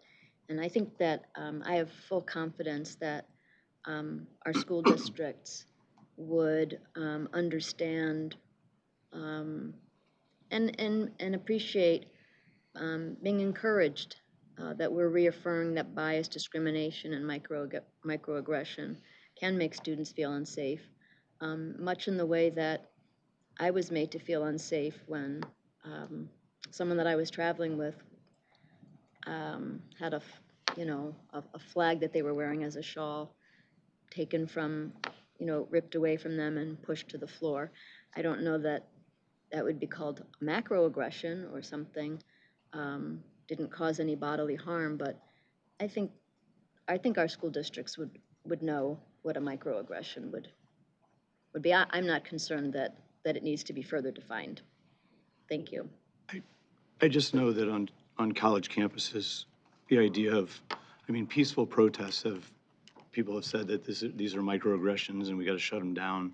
This doesn't relate to college campuses. No, I know, but I'm giving an example of where microaggressions are the government, because what you're saying is the government's going to decide what is government-approved speech. I appreciate that. But again, this resolution, we don't have authority to limit what happens on college campuses. No, okay, I'm talking about We're just not in speaking. college campus. I'm talking about it, this says the school community, and you said that you feel the districts can decide what government-approved speech is and what a government disapproved We're a local speech control will state. be. I have confidence that Right. they will be able to Yeah, do that. it's the idea of government-approved speech is something that is a road that is dangerous to go down. I appreciate your concern. Okay. You just let her keep interrupting. Let me ask you a question. Do you have more to share? If so, let's hear it. I guess I was just being specific about schools and local districts being able to decide what is government-approved speech and what is not. And, I think that the microaggression portion of this gives me concern. A lot of this is very good, but I've seen where it is being used to shut down free speech. I think it's a great concern. Okay. All right. Thank you very much. Dr. Pugh. Tom brings up a good point, and I think that this gets us on good footing. I spoke in my statements about a young Black boy, a young man, 9 years old, whose parents had to remove him from his friends, from his school, because he was facing microaggressions and beyond. And in that situation, the school did not, they didn't see it as such, and they were pretty blatant. I am more concerned about that type of danger. I'm more concerned of those type of unsafe environments that I am about protecting people who try to make moments for some people uncomfortable. And it seems to be happening more often than not. And I am definitely appreciative of the resolution and the direction that this is going. And I would like for the department and us to be able to think of ways that we can provide guidance to districts so they can better understand these microaggressions and how they impact people, and particularly young children. So those are my thoughts. Thank you, Dr. Pugh. Other reflections? Other board members' reflections? Looking at some tired folk. Okay. Hearing and seeing none, if we could have a roll call vote on Ms. Lipton's resolution on increased teaching and training about anti-Semitism. Bullock? Lipton? Yes. McMillan? Yes. You say pass? Thank you. Pritchett? Yes. Pugh? Yes. Robinson? Yes. Snyder? Yes. And Tilly. Yes. Motion carries. Board members, at 4:24, we are at comments by state board members. Does anybody have anything to share at this moment? Senator Bullock, Mr. McMillan. I just want to say Happy Christmas and Merry New Year There you go. Thank you so much. to you all. Thank you. Mr. McMillan? Somebody watching with kind of some authority in the subject was able to confirm that the 30% or 1/3 is a NEA faulty data that was being utilized, and so it's not correct at all. Just wanted to set the record straight. Okay. And your source is perfect. All right, thank you very much. We appreciate that. Anything more for the good of the group? Hearing none? Yeah, really quick. I beg your pardon. Go ahead. Just because there was a lot of conversation earlier about the unions. I just want to acknowledge the unions for all of the hard work that they do, that the members do, that the leaders do. They have fought for fair wages, for safe conditions, and a million other things. Retirement, healthcare. If it was not for the unions, we would not have fair working conditions. We would not have the, 40-hour work week. So thank you to our unions for supporting our educators. Thank you, Ms. Tilly. Board members, future meetings of the State Board of Education are Tuesday, January 14th, Tuesday, February 11th, Tuesday, March 11th, all at 9:30 a.m., all regular meetings. If there are any topics board members would like to recommend for future meeting agendas, please notify Ms. Evans or me. Please travel safely, happy holidays, and at 4:26, we are adjourned.